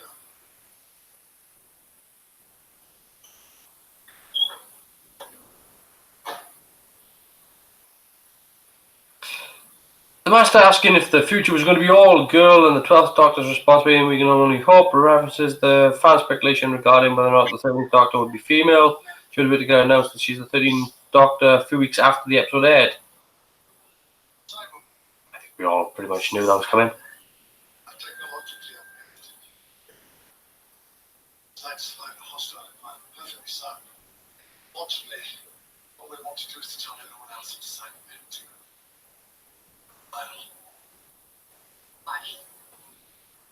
Yeah, I mean, I see. That's my problem with part of this episode, at least, is the fact that they. I'm not sure that they considered themselves to be an improvement. There was some of that in the 10th Planet, but not. That wasn't the point of them. They were literally just like, we need to survive. It's quite a lot, you know? Down there for 10 years. Yeah, you'll notice that even Bill's hair doing this now is styled and permed differently to how it was in the previous episode. It's just so it's got that bit more. Yeah, that's well done. Sort of, yeah. Just send you a Cyberman timeline pic, not by me. This is a brilliant Texas switch. Like, absolutely well done.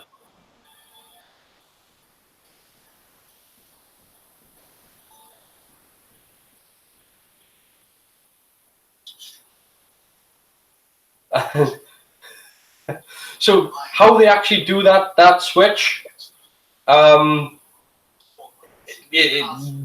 Cyberman is actually standing in front of her, and he does that to her head, and she's actually standing on a set of steps. So when the camera follows her hand, she steps down, and the camera literally does this sort of maneuver.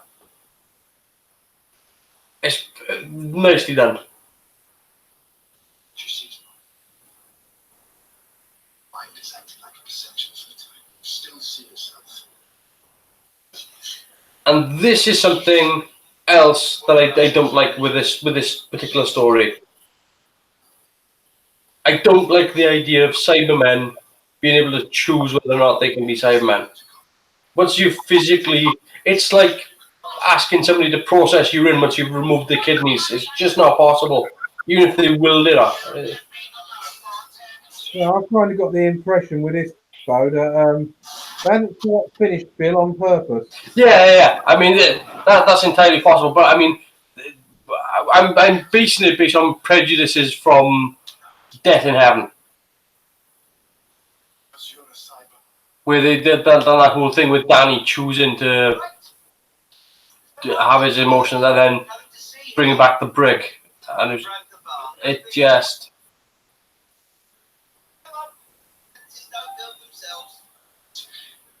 To me, like, once you've been converted into a Cyberman, you're converted.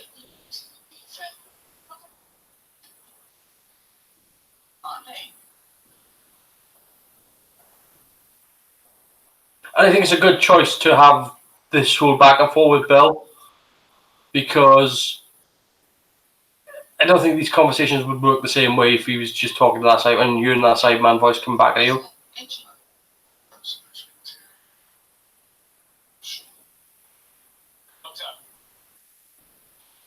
Right. Well, you've been here chatting on Robo Mock. Me and me have been busy. Oh, hello, Mindy. My God, you were so boring for all those years. But it was Is that a juicer? Could be. I mean, Thunderbird 1 should fly past it eventually. Yeah. It's a good looking suit. It's a very, very nice looking suit. And I think for people who are Doctor Who fans who go to like conventions and cosplay and all that, I think it's good for that as well. Because it's not like it's an easy one to get wrong, but it's not going to break the bank for you to get it right. small community symbol post. So they keep the children together for their protection. Those things they make it up here sometimes. Try to take the children.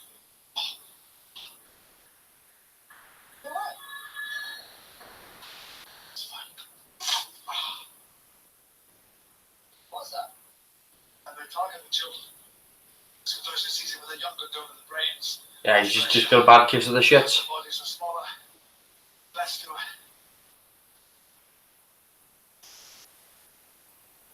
Less to throw away.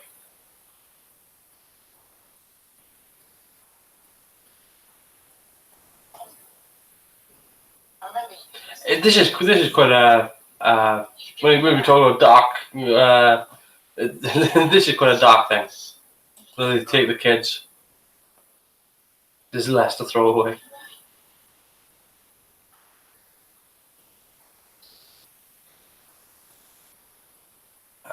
So look at this picture that Ian is. Oh, nice. That is quite nice. I'm gonna share that. Let me just open this up.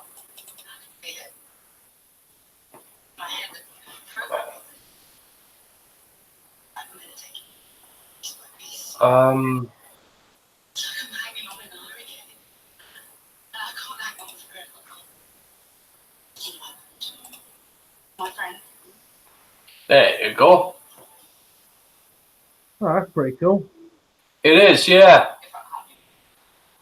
I like the fact that the cyber leader a head on a stick. Oh, there's the cyber shape as well. From the next Doctor. Oh yeah. Cyber mats.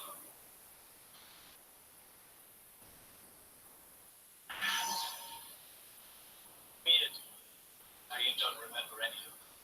Get us together because the timeline's out of sync. Can't retain your memories, so I don't have them.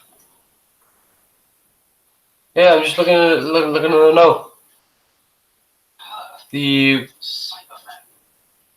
I don't know what was one thing, but nothing. I can see the that big tall bastard one that you're on about. Ah, that's pretty bloody huge. Only got some neck on it. Again, I prefer something a bit more skull-like, a bit more, a bit more human. What are you doing? You just called the lift. Yeah, well, we're gonna need them. Just downstairs. Quite possibly not empty.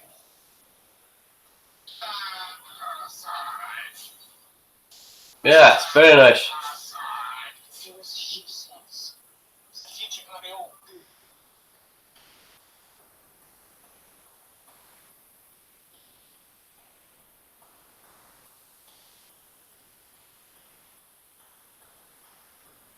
Yeah. What do you think of Missy's Sonic umbrella? It's up there with the. Oh, it's a bald one. It's up there with the Sonic sunglasses, to be honest. Yeah, I'm the same. I'm not. It's a nice prop, but it was better when it was just an umbrella. I liked that little thing that she had with the, which she used to kill Osgood. That little device. I think that was much better.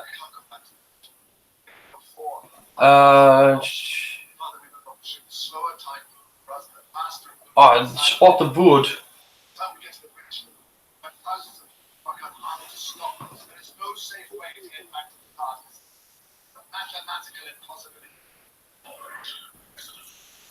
I like that as well. The fact that they're using a bit of calculation as to how long it would take just to change a couple of floors. I'd be curious to see what the next iteration of the Cybermen is going to be. I really don't like the fact that these things can fly.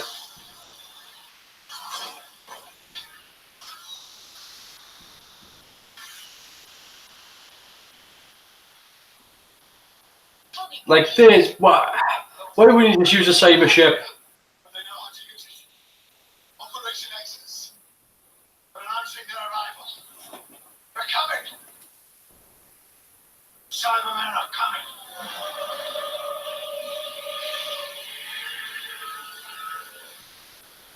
How long till they get? 200 miles Where do you stand on flying cybermen? Calculations in a plan. I'm not over keen on them because it's just like Iron Man. I didn't mind.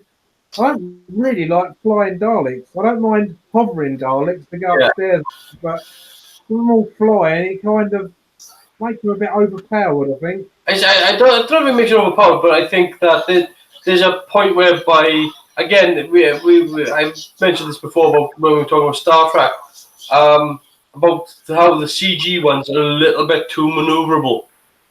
That I think what screws up with flying Daleks is the fact that these flying Daleks can actually just nip in and out instead of actually having to,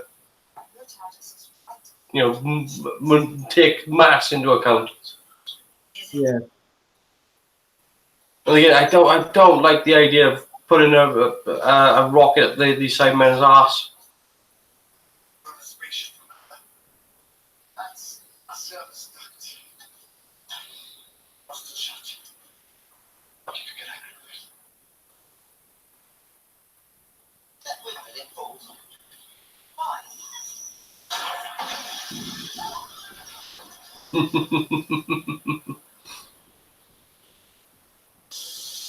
Again, it's one of those things where Nardole, whereby his badassery coming through.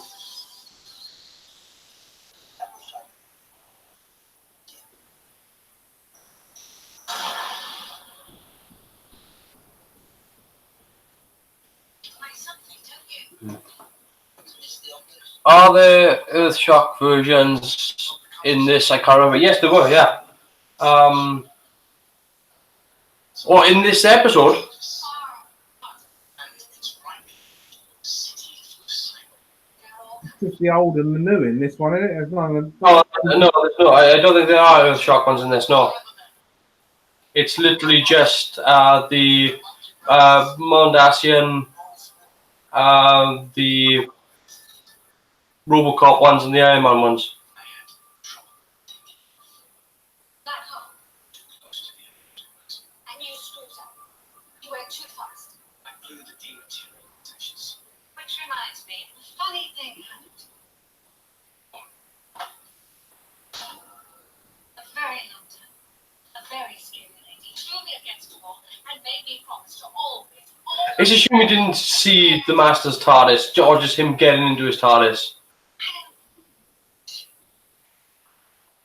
She must have made quite. Nice throwback. You know you made it. Very, very close to the original.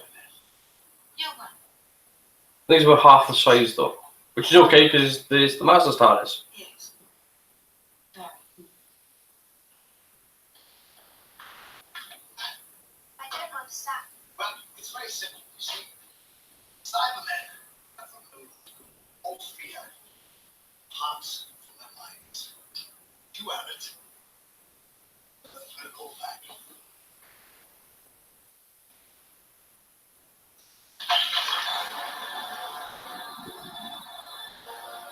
I mean, it's shot very, very well. It looks good. I like the way that they've done the whole sky replacement with where you can see sort of like the floor above. So from an execution standpoint, they've done a very, very good job. The things I don't like about it are things that I just wouldn't like, no matter what episode they would appear in. Again, I don't like the idea of having Cybermen with rockets up their arse. It just doesn't work for me. Like you. No, it doesn't work for me either. I'd rather they'd come up in ships. Yeah, I mean, it's the same like when they made RoboCop 3 and they give them the flight pack in RoboCop 3, it was just like, oh Christ, they're doing this, are they? And that's probably one of the worst films ever made.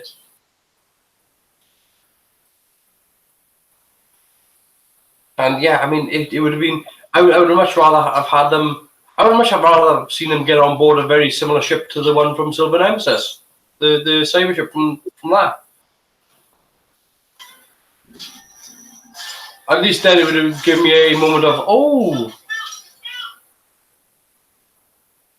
yeah, keep shooting. So sorry. I understand. Oh, Billy no mates, literally. Oh, God. That's it. Now you've ruined this story as well. Good on you.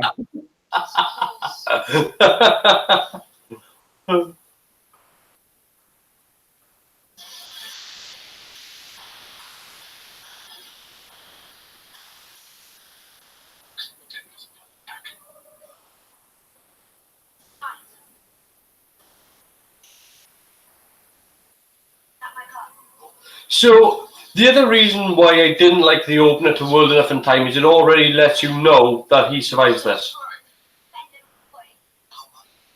And he survives being in this situation. Because we've already seen it.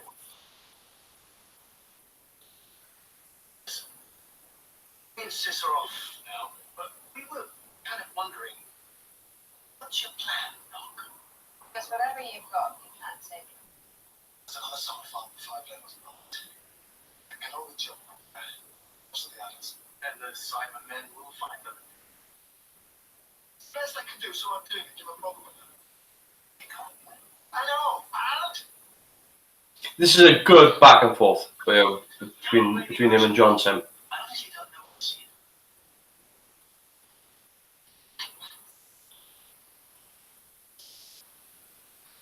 No!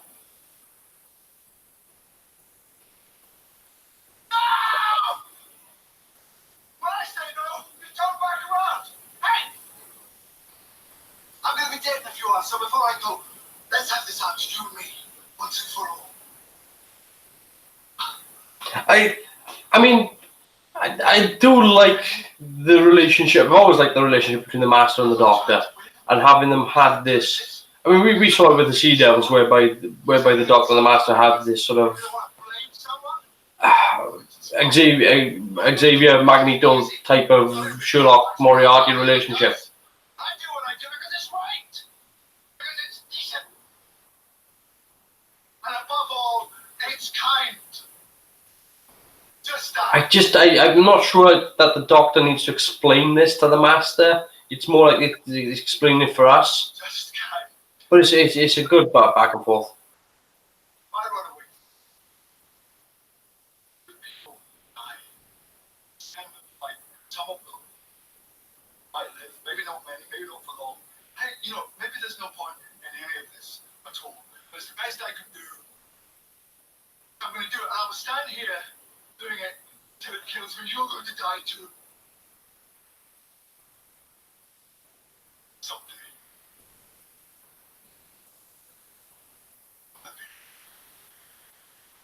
You die for who I am. Where I stand. Where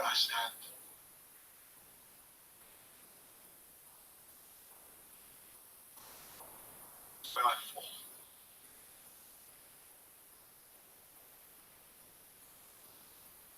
And you're just on this moment of this is.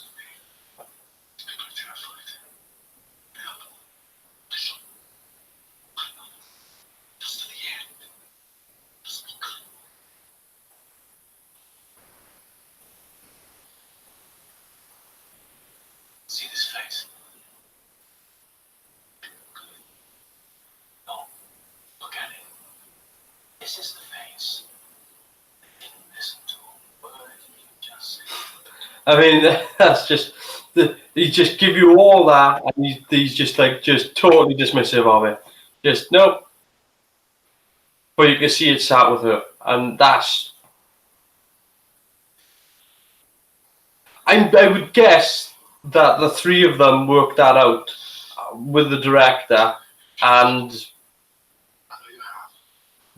probably had that moment where they had the conversation with the director and went, "Right, let's do that. Let's try this."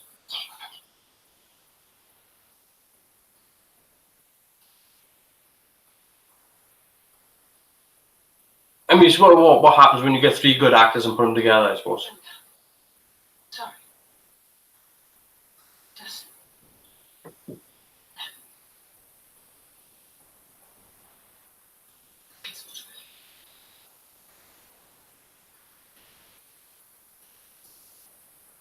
I mean, where do you stand on the whole plot of the Doctor trying to turn Missy into a good person? I thought it was a good idea because it's not something you've ever really tried to do, is it? I get it. It didn't sit comfortably with me. Because you're trying to change the nature of a person.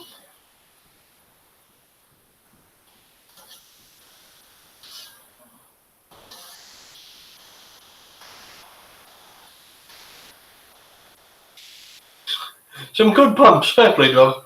It's not bad, and I think like those suits are a bit more flexible than they first appear. I really hate that sound effect. I genuinely do. It sounds like the Cybermen are just constantly stapling shit. There's no need for it. It sounds like they're walking on staple guns. And the way the new Cybermen walk also reminds me of Triton from Red Dwarf. Yeah, Robert Llewellyn's doing that for laughs, so that tells you everything. yeah. Yeah. It's what would have happened if Saxon wasn't shot.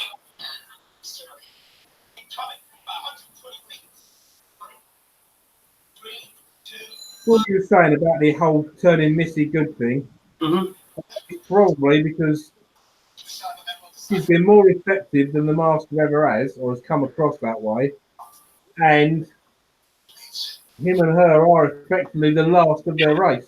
Yeah, but right. So my problem with the whole process of trying to turn Missy good, and it isn't just the fact that he's trying to change the nature of, like he's trying to do something that's irrevocably going to change that person.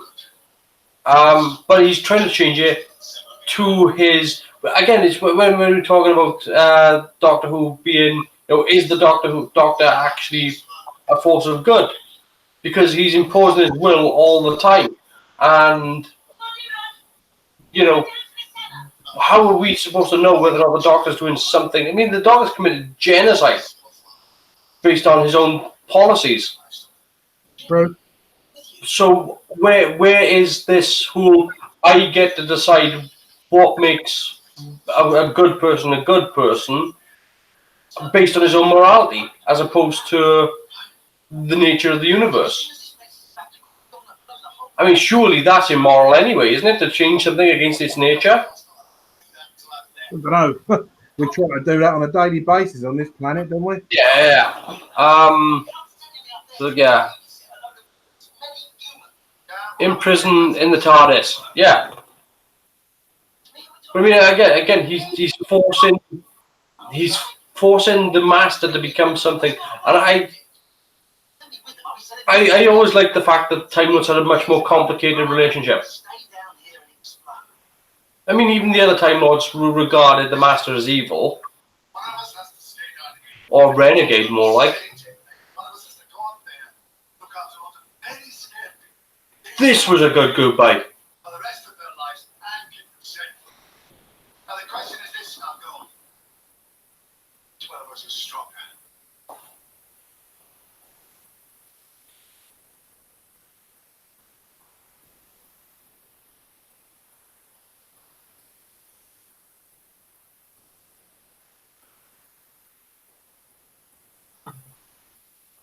This was a genuinely, honestly, a very well written goodbye.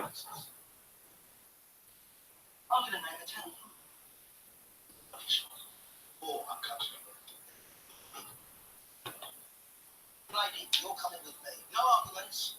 May I remind you, I'm still in power. Go back down next to hospital. Find it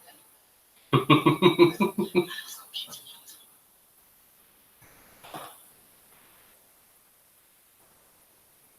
I wish they would put in a little bit more of the Cyberman, her fighting the Cyberman resistance, the type of resisting against the urge to just go along with the cyber programming. Yeah, like I say, I think they've put her across as being largely unfinished mentally, not completely plugged in. Yeah, but I mean, I was still she does make a mention of it earlier that she is fighting the cyber programming. Yeah, true. And I think I would have liked to have seen a little bit of that.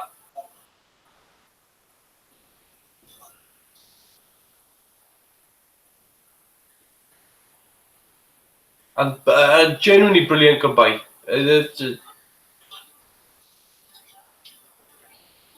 No, there's still a job to be done, and that's the last you're going to see of him.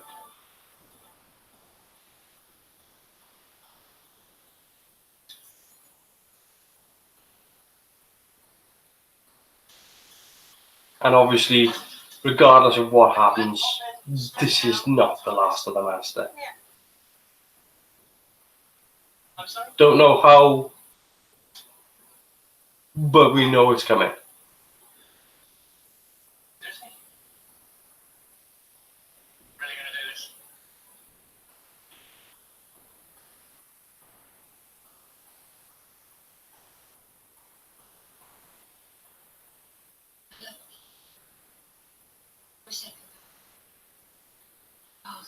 I mean, it's a good way to sort of say goodbye to John Sims' Master as well.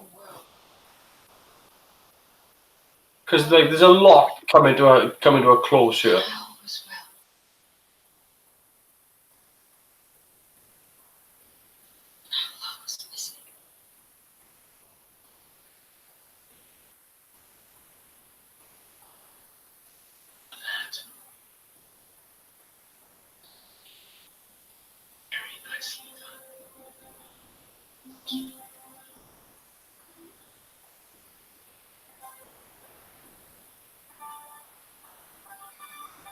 Not a great deal of blood, but enough to illustrate the point.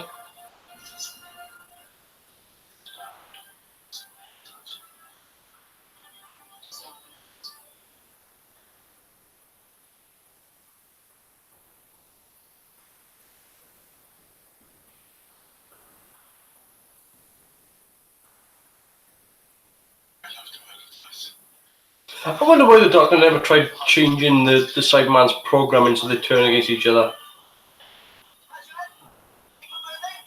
Yeah, he did have limited time though. Yeah, no, but I mean, like, he's got more time now, so I mean, I guess he's got limited resources, so.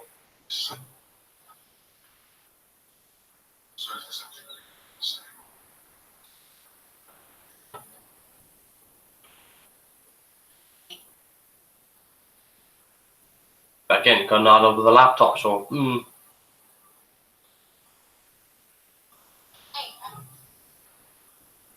know how I'm kind of people my own age. Letting you go.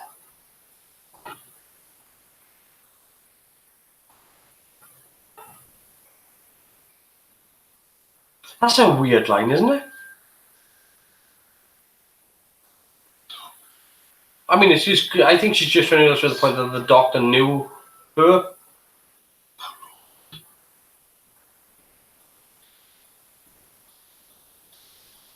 Once I knew who she was. Well, I was precise. Maybe we'll take it back to your TARDIS, maybe even get a catch up. Although, I leak a little. Jerry. You. Welcome to the system. Seriously. Oh. It is right. This is time to stand with him. Where we've always been going is happening now, today. Time to stand with Doctor. See, I've never thought of the Master just purely against the Doctor. Just more self-obsessed. I'll never stand with the Doctor. My dear, I've never looked at the Master that way.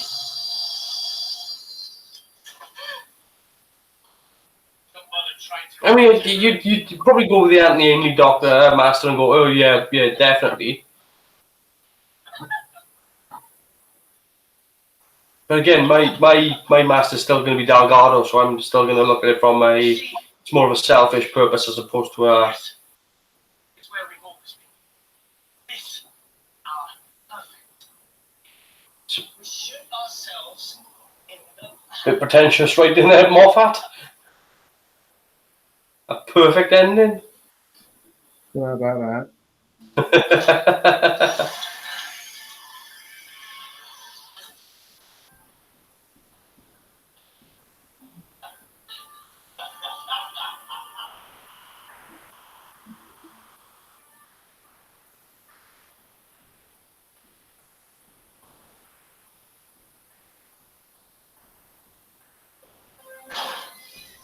It's just good, though. I will give him that. It's good. That's not a bad ending.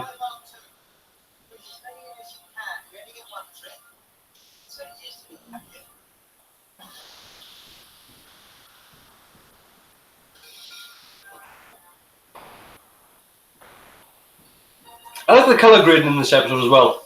Normally, I'm not a fan of overly graded photography, but I think they do a good job.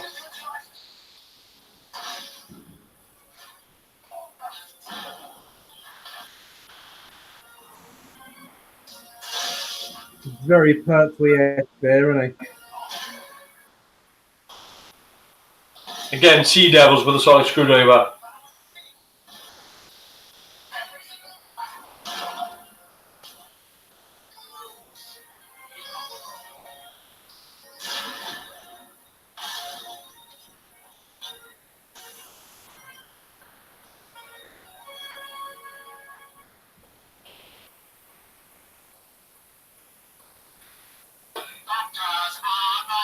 So, here's the thing. If they had done the whole back and forth struggle with Bill, that should have been Bill.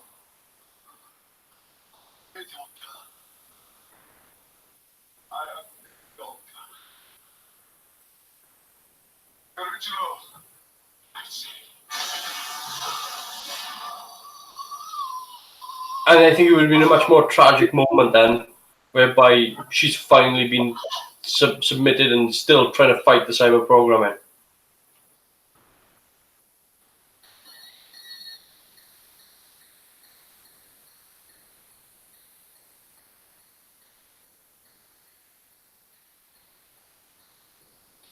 And I think that's a bit soon for the regeneration to start. Because he was already starting the regeneration earlier in the episode, so maybe should have teased it a little bit more.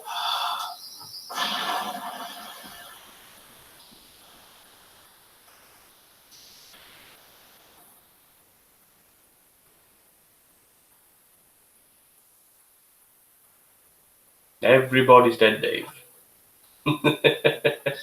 What, even Peterson?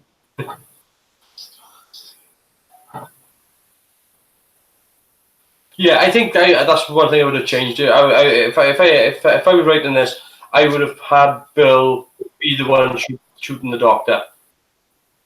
I'd have had her fighting her cyber programming throughout the episode, and then had her be the one shoot the doctor. Just because it makes it that little bit more tragic. That he's trying to save her and she's trying to kill him. You have the antithesis of the both stories, even though she's fighting a losing battle, and he's not giving up. I'd be good at writing Doctor Who. We still upset someone, mate. You know what the world's like. That's the thing, man. You're never gonna satisfy everyone. Good choice of locations as well. It looks almost perfect enough that you can believe it's an artificial environment. Yeah.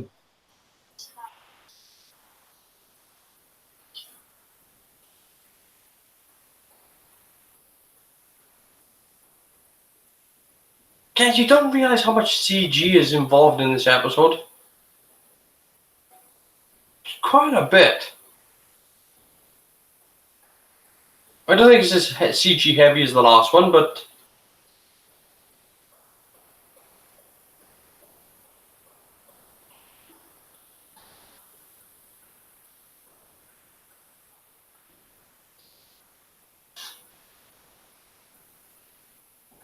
And again, having Bill shoot the Doctor, I think, would have worked really well for this moment as well.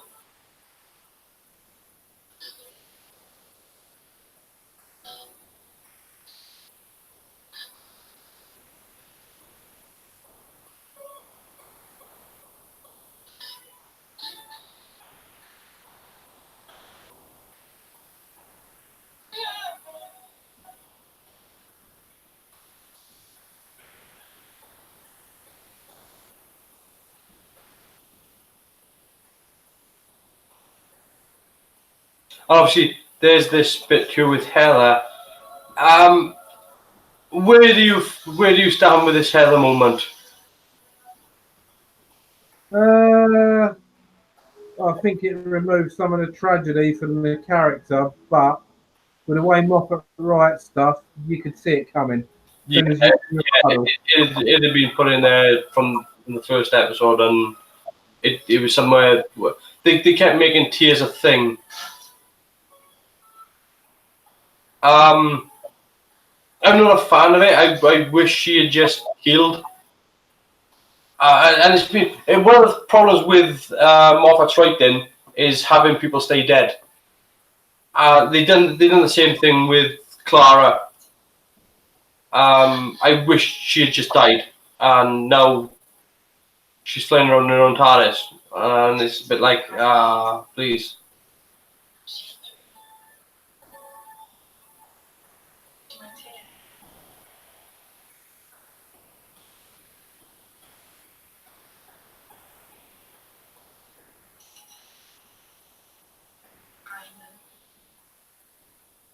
I think a bit of a stronger reference, and I think I would be much more okay with this for the ending.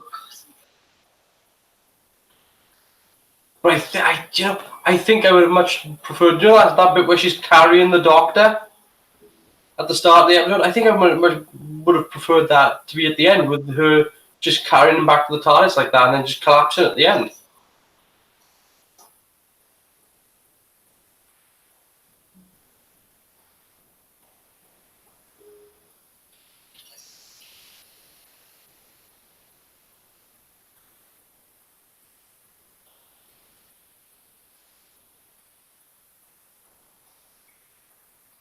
How can you find the TARDIS?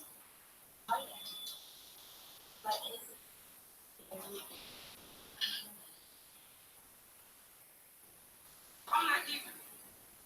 I'm not human. I'll make you human again.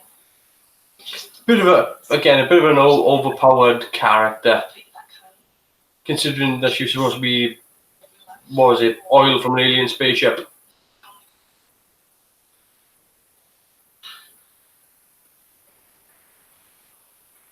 It's up to you, Bill. But we know you want. Show you around.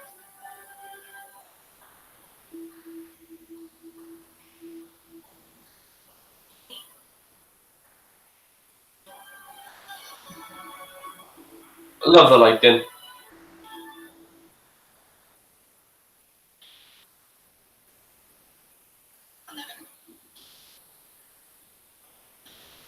Everyone's just gonna need you to.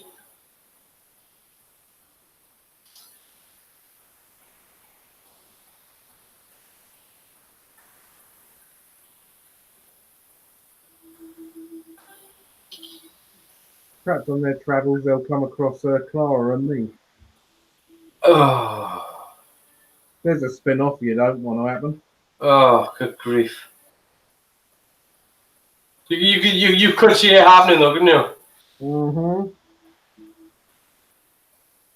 It would be Bill, Heather, Clara, me, and Jenny. I'll show you. And again, they've already got Jenny. I don't know why they don't bring her back.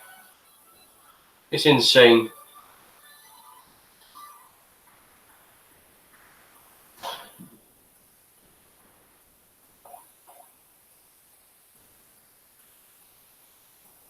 And again, this part here was given away because of the start of World Enough and Time.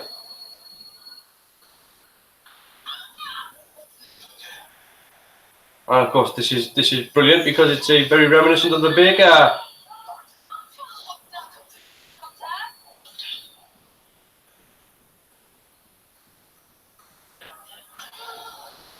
He should have had Andrick in there somewhere.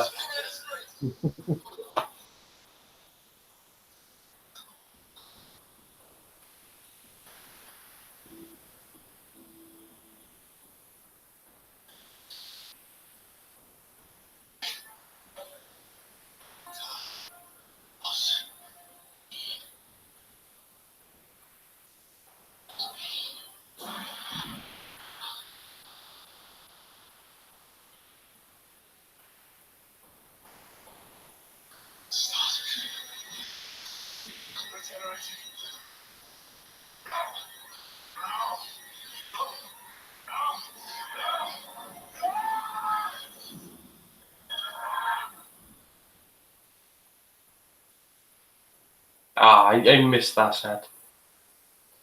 I genuinely do. It's wonderful. Look at it. It's beautiful. I like even like the fact that they added all the roundels with this particular version of the set. Never again.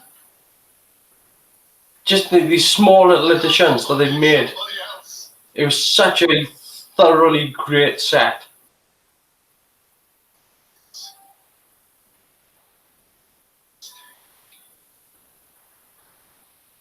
And the layer, like if you compare that to the first time you see the Matt Smith one, it's so much the same set, but so radically different because they've added so much to it.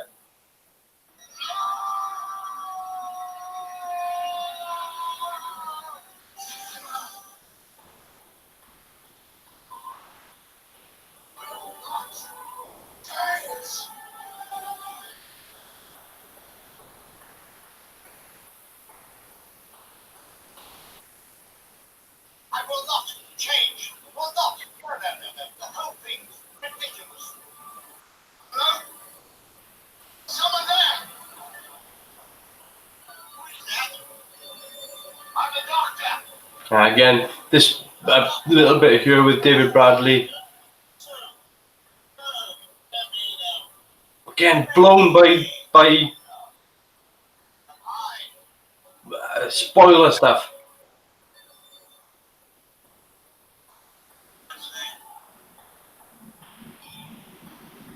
Hey, nice little tease for the next one. No, no. Exit. Yes. So that was The Doctor Falls. Again, for me, I don't think it's anywhere near as strong as World Enough in Time. What do you think of it? So I think they should have taken the Tarantino route and they should have killed Bill. Yes, I mean I totally agree. Bill's story was done, and I think I'm trying to think how much time there was actually between this episode and Christmas. If I remember rightly, was it something like 2 months? Yeah. Finish in October. Hang on, I'll tell you. I've got a page open here. Could have been September, mate.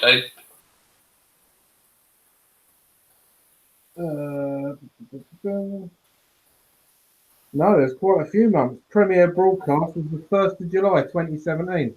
So there was nearly 6 months in between, or 5 months in between. Wow, that's a long time. But from what I was reading earlier on before we went on air,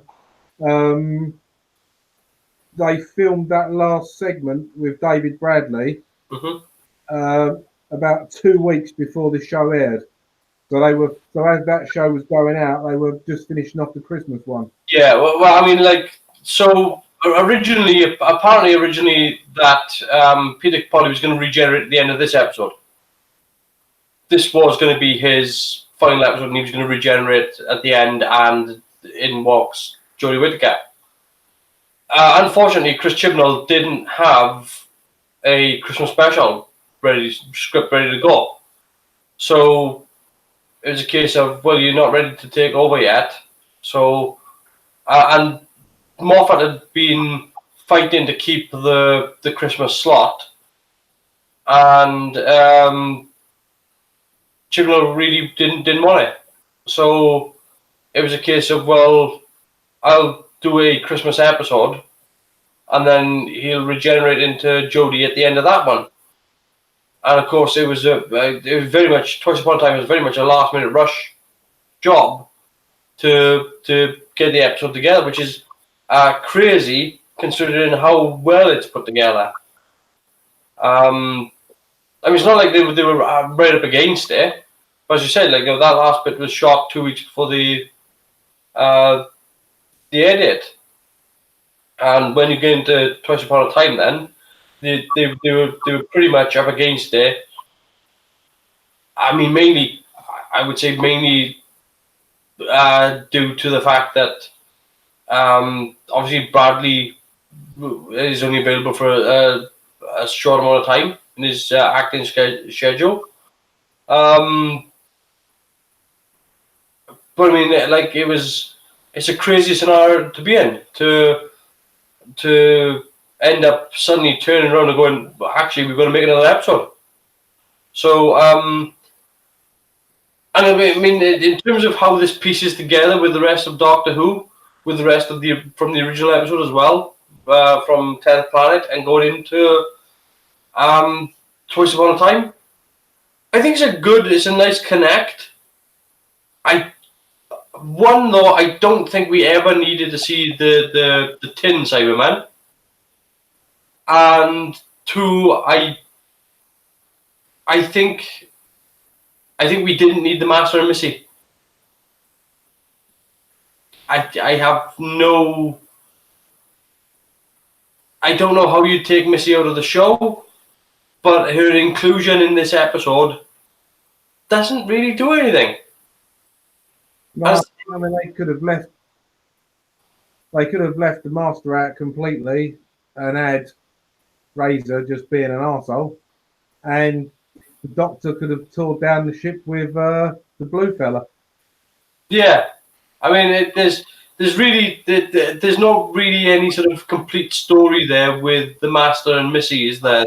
There's just kind of there's a nice moment between the Doctor, the Master, and Missy, and there's a nice moment between the Master and Missy, but it doesn't really do anything for the story.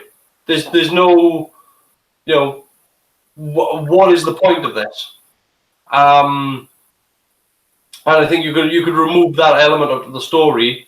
It's nice to have it there, but I think it's just literally arresting the plot a little bit, as opposed to adding to the narrative. It's still a great. I still like the episode a lot.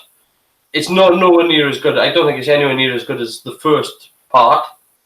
But it's still,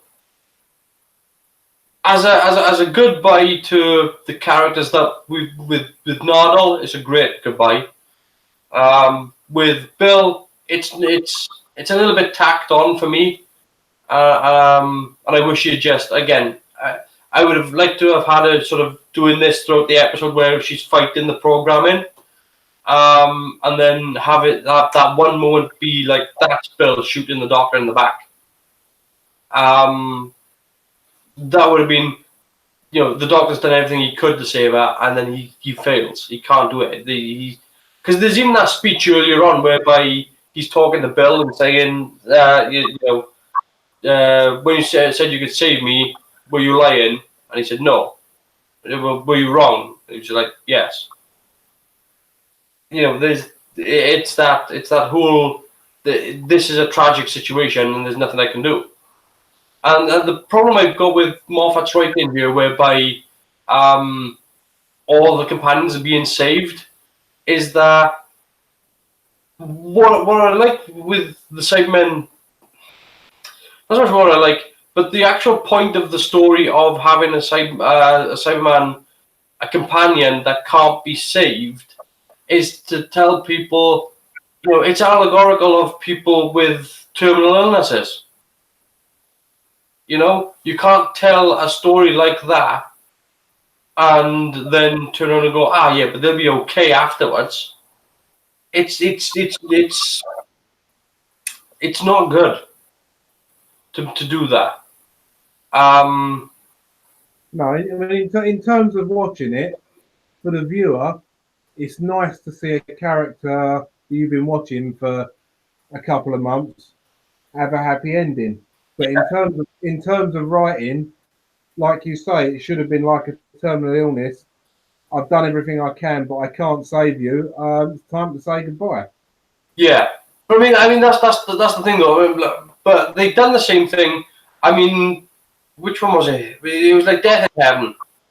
Like one of the things that I think Moffat did wrong with Death in Heaven, aside from the whole mishandling of the Cyberman in that, but one of the worst things, and I genuinely mean this, it was something that I really it got to me, was the whole bit whereby they were suggesting that people shouldn't be cremated because they could still feel it. That to me was, I took exception to that. Yeah, I know you did. I remember you telling me what as well. Yeah, that was a moment whereby they shouldn't have done that, because it was a point whereby it stopped being a sci-fi idea and started just being an idea.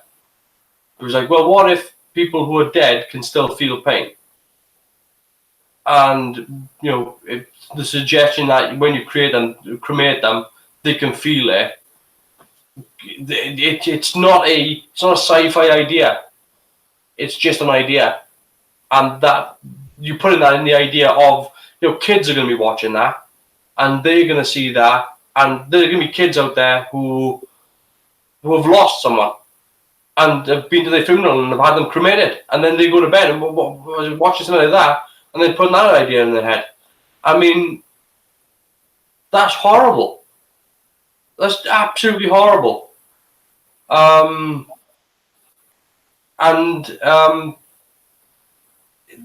was nothing about that idea that they actually like. Whereas with this is doing a similar sort of thing, but the mishandling here is that they did the same thing with Clara, whereby Clara's dead. Right, so the character's dead. So then the doctor comes back and saves Clara, even though she's dead. And then, you've got this whole plot then with Bill, whereby Bill's dead. And then, nobody stays dead. I mean, it's not a good message to put out there to a younger audience, because it's like you're kind of giving them false hope. And that's not... False hope is not hope. It's no good. Hope is okay, but false hope is piss. It's not, and it's part of storytelling which I don't like. And it's funny though, because it seems like it only happened later on in Moffat's writing. It didn't seem to happen earlier on. He was okay with killing people earlier on. It's literally like the later seasons. Is that Moffat, or is that what he's being told to do? No, I mean, that's a good question.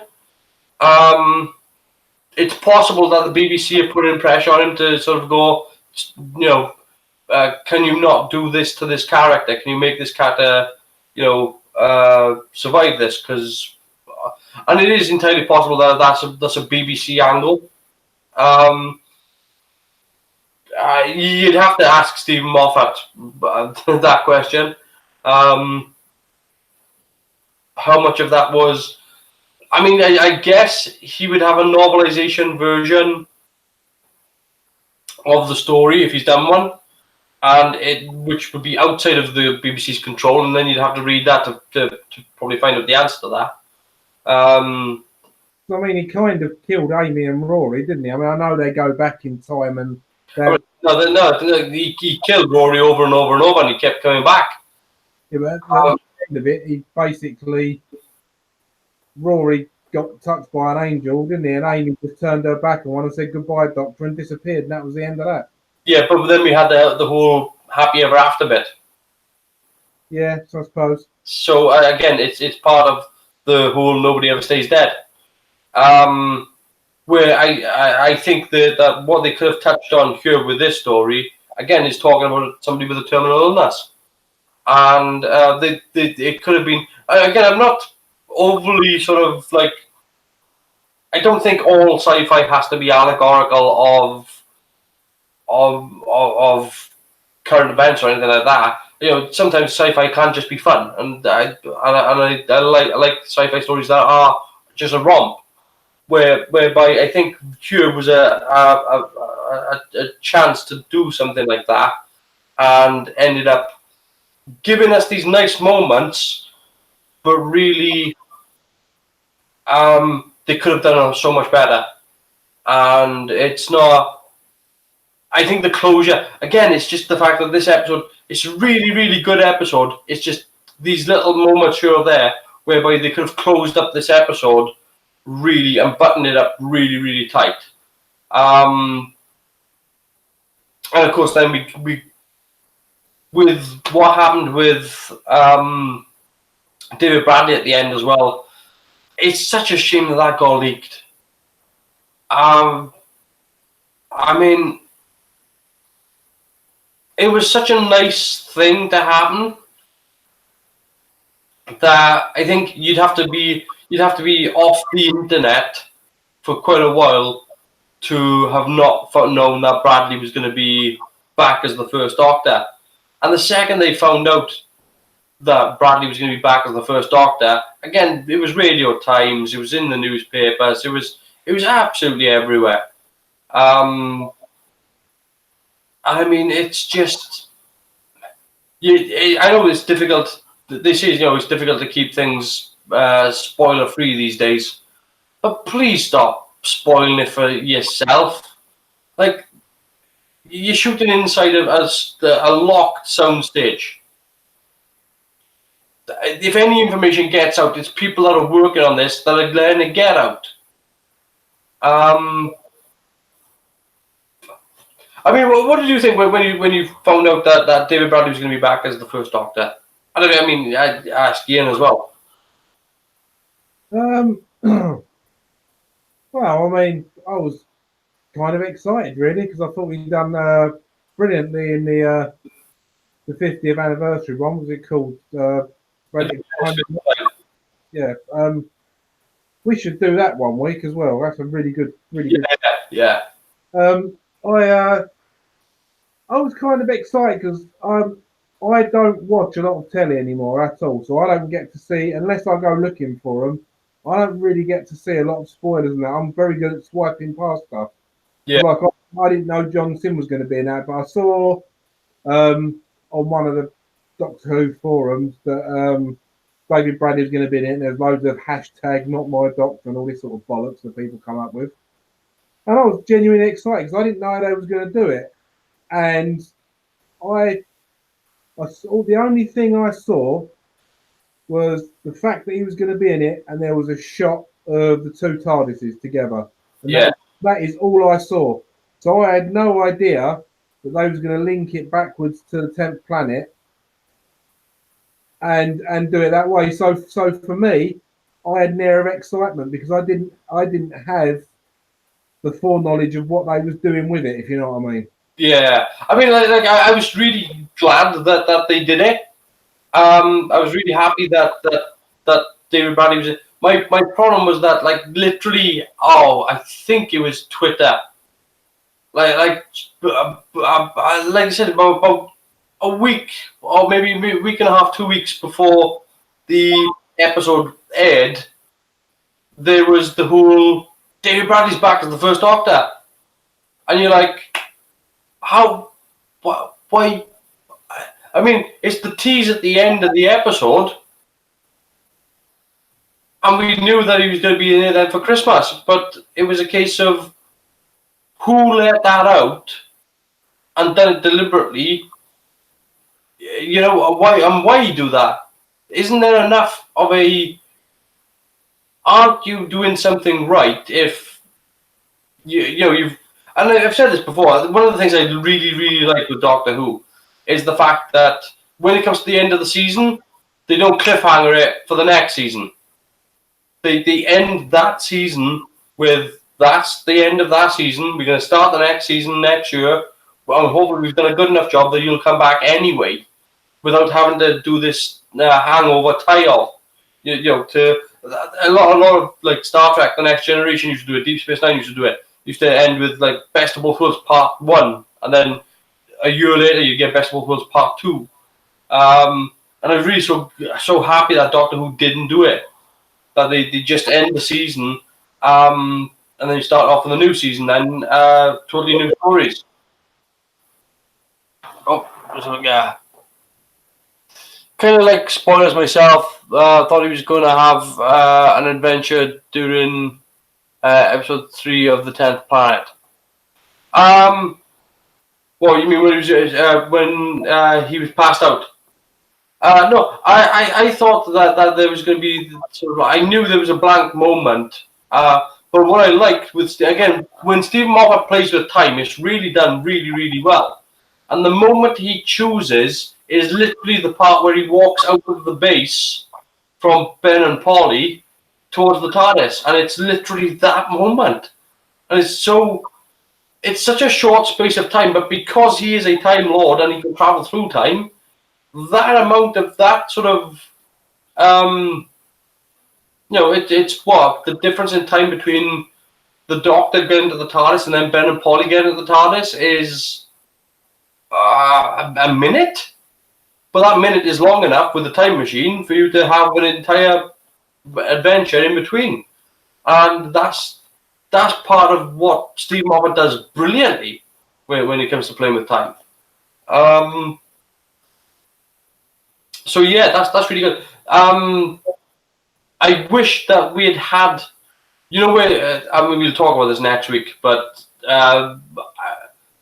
so I don't know if you're aware, Chris, but last week when we were talking about the 10th Planet, and I showed Ian just how extensively they had redone the sets for the 10th Planet. There's also other scenes missing that they'd filmed for Twice Upon a Time and never used. So I didn't know if you were aware of that, but there's the whole Cyberman attack in the base. There's stunt shoot scenes.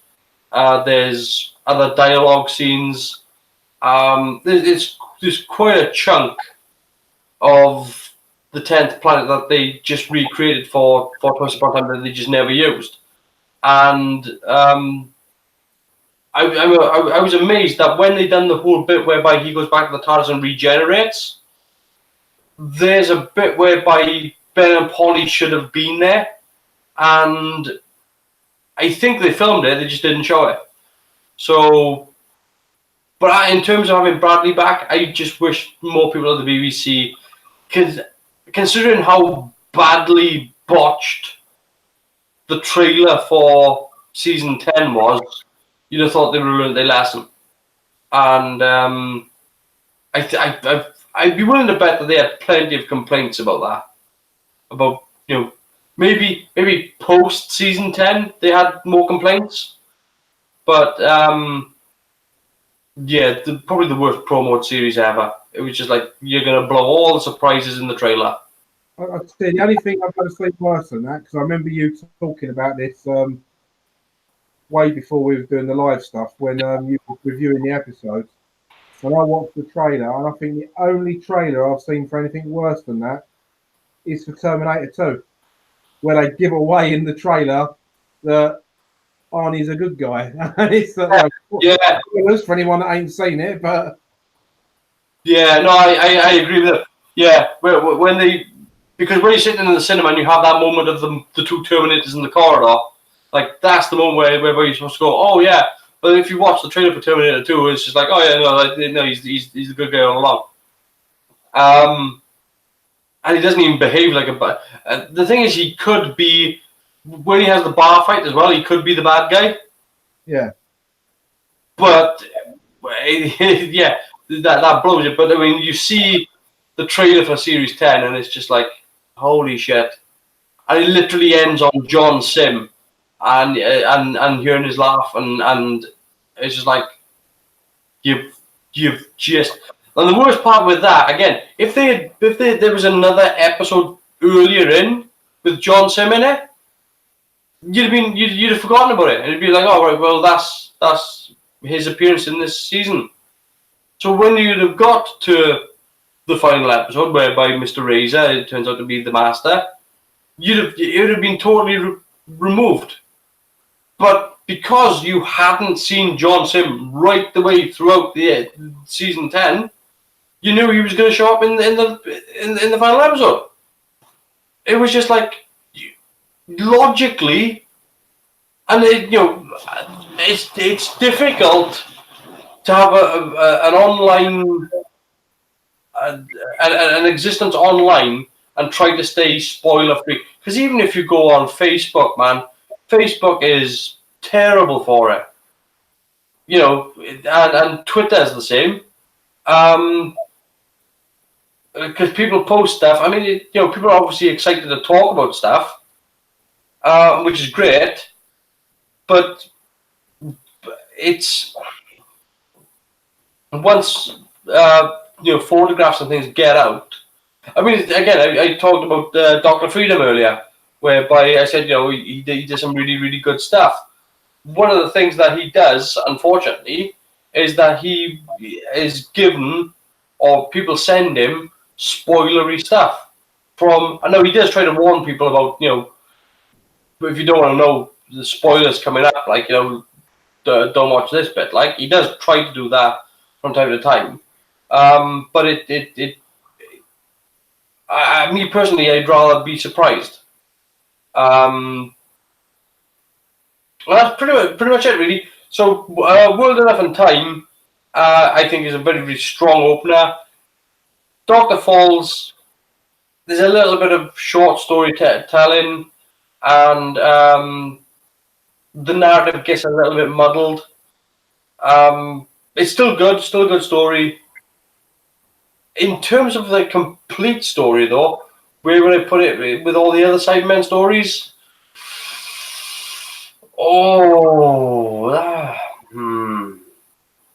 I don't know. I do enjoy it though, and I'm gonna give it as a complete Cyberman story. I'm gonna give it about a 7.5 out of 10. Yeah. If it was just the first one, World Enough and Time, I'd probably be giving it a 9. I mean, and I'm trying to take the spoilery bit out of my brain here and try to short that out. So I'm just thinking, if I had just watched that and never have known what was coming, it would probably be a 9. Knowing it tarnishes it a little bit. Putting the two together as well and making one. How do I judge one story? Yeah, 7.5. I think is a reasonable score for that. Where do you see it, Chris? Yeah, I reckon you're bang on at 7.5. I would give it 8.5, possibly 9, if they hadn't have given Bill a fairy tale ending. If they'd have finished that off properly, then I think I'd have been 8.5, 9 as well. But as it stands, I think you're right with 7.5. The first part is almost a perfect episode. It's so well done. Yeah. And then the second half, to me, the pacing seems off as well. The Cybermen seem to go bang, bang, bang, bang, bang really quickly. I know there's a time distortion on the ship. Mm-hmm.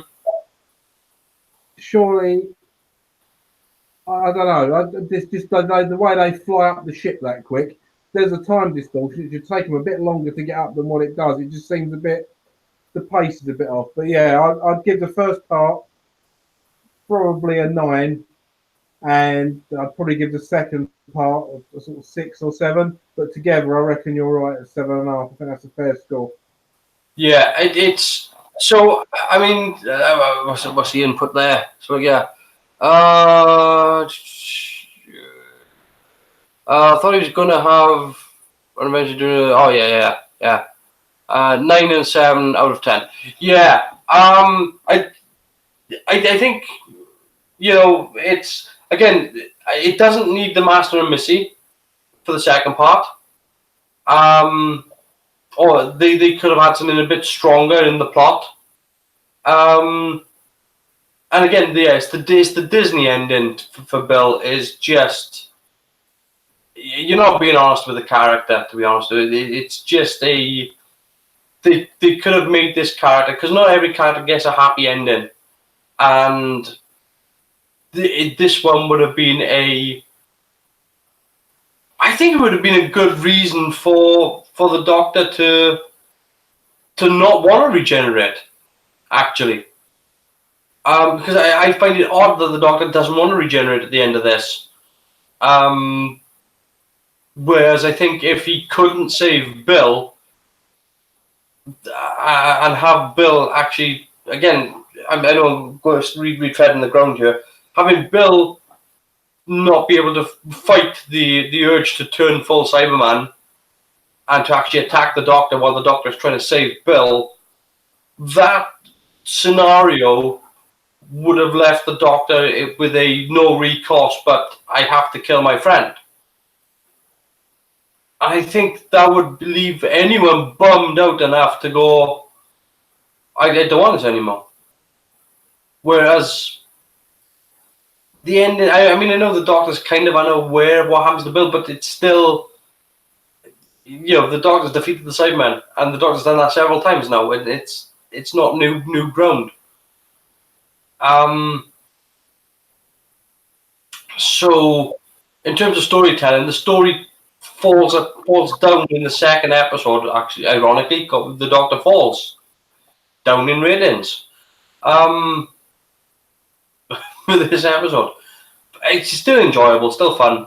It is. Doing this a little bit of history repeats itself, though, and I'll explain that statement. Back in the David Tennant era, you had the episode with the Cybermen again, funnily enough, where Rose gets pulled through to the other dimension. Yes. They lose each other, and they have that moment where he says he's burning up a star just to talk to her, and you have the old "I love you" thing. Bosh gone, and then I believe the Titanic smashes into the TARDIS after that. Yes. Or is it Donna turns up? It's one of them two occasions. And then they retcon that a couple of series later by giving Rose the Doctor that comes from the hand that was chopped off by the Sycorax. I know it all ties together well. They then give Rose a happy ending that wasn't really necessary. Yeah, I'll agree with that. I think that, I mean, the good thing there was that she didn't die. That's the big difference. Yeah. Is that in this one, she dies, and she keeps coming back. And it's why just leave the dead stay dead? I mean, we were talking about leaving the dead stay dead. The brig. I mean, why can you not? It's just, it pisses me off the fact that you got to keep bringing these characters back to life all the time. And it's a happy story. It's a happy story. Life cannot always be sunshine and roses. And even in Doctor Who, like, you've got to have. I mean, I get it. I get why. But maybe it was Moffat wrapping things up. Maybe it was Moffat sort of his attempt to try to give everything closure. But I mean, what they had the whole bit whereby Matt Smith's doctor's on the phone to the nursing home or whatever it was, saying that the Brigadier had passed away, and that was a really sad moment, and maybe he felt like wanting to retcon that. But I personally, I would be much happier just leaving it at this is a sad situation. And again, the point here was the fact that you got these stories whereby these characters are constantly putting themselves in danger. Sometimes bad shit happens. And that's just being honest with your characters. That's not even being honest with the show or your audience. That's just being honest to use a dangerous situation. You could die. Whoops, you died. I don't know how else to put it. But next week, of course, we are doing the follow-up episode, which is Twice Upon a Time. Are you looking forward to it? Yeah, I've never watched it once, so Oh, really? yeah.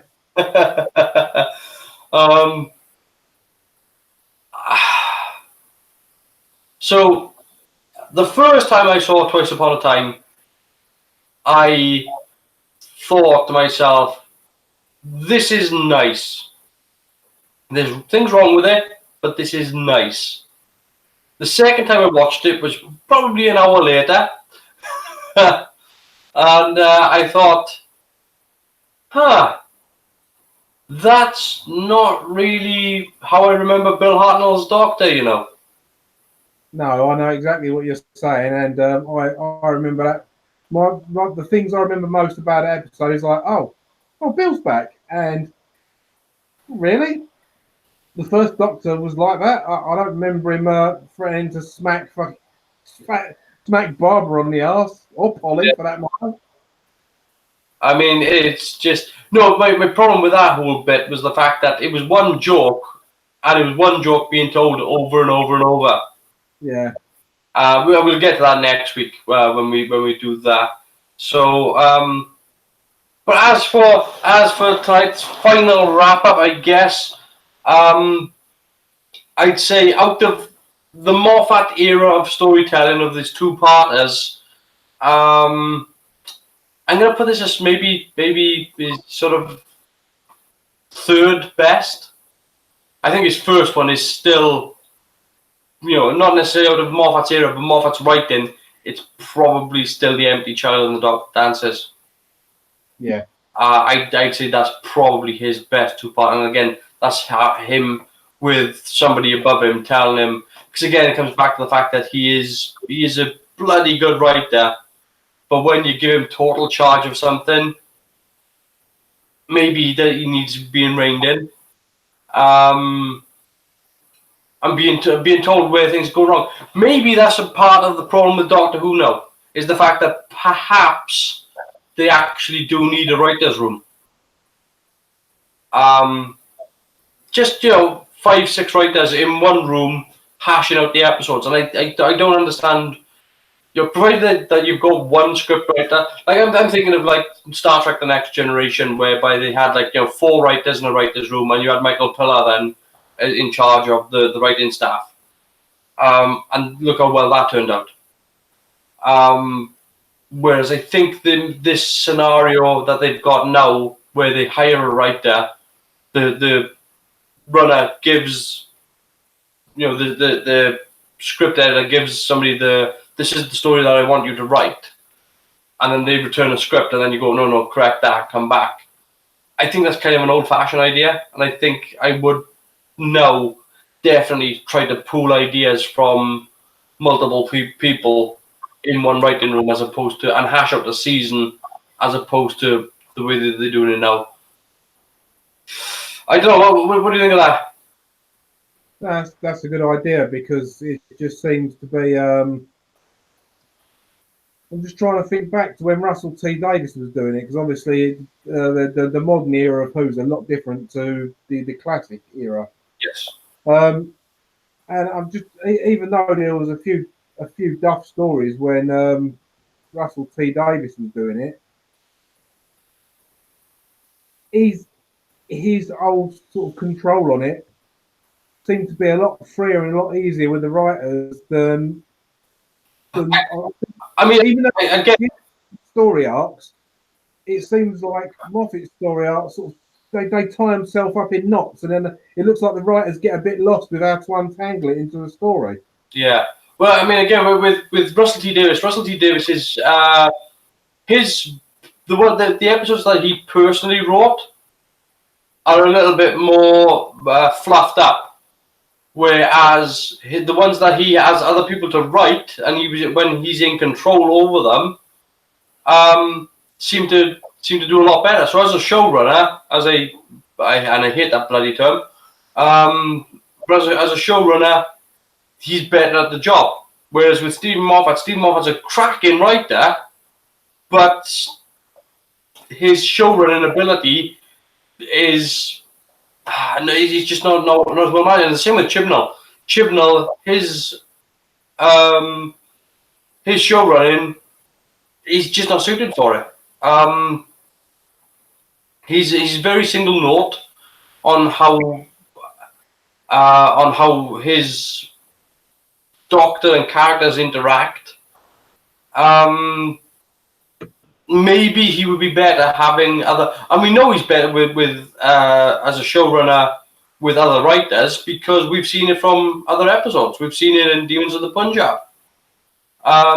So we know it's possible, and I think that's what I would like. I think having even if you've only got 3 writers in a writing room, at least you've got other people throwing ideas around, and even if it's ideas that don't stick, then at least you know you can formulate a reason why that doesn't stick and why you don't do that. And I think again, there's I'm going to talk about that with I'm going to do the other videos that I said I was going to do, whereby I'm talking about what I would do with Doctor Who and how I would fix it and how I would fix those episodes. So and I'm going to come up with a name with that for that. Ian suggested Doctor Who Autopsy. I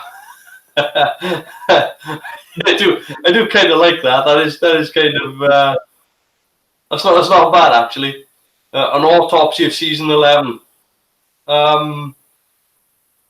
But yeah, I'll do that. I'll do that episode by episode and talk about what I would do differently and why. But until then, next week we're going to be doing Twice Upon a Time. And that'll be at 8 p.m. next Sunday, because every Sunday is Doctor Who Day. And I used to hate Sundays, but I actually love them now, because we get to do this. And have a good old laugh and a romp on a Sunday night. So unless you've got anything else to add, Chris, I'll end the broadcast here. Or Ian, of course, who's joined us in the hangout. I think we've already made it. Yeah, I think we've talked about this episode thoroughly and the end of Peter Capaldi's era as the Doctor, an underserved Doctor in my opinion. Didn't get off to a great start. Done a bloody good end though. Yeah. Anyway, I'm going to be happy to do that there. Next week is Twice Upon a Time, 8 p.m. Sunday, and hopefully you'll join us then. Until then, I shall see you later. Take care.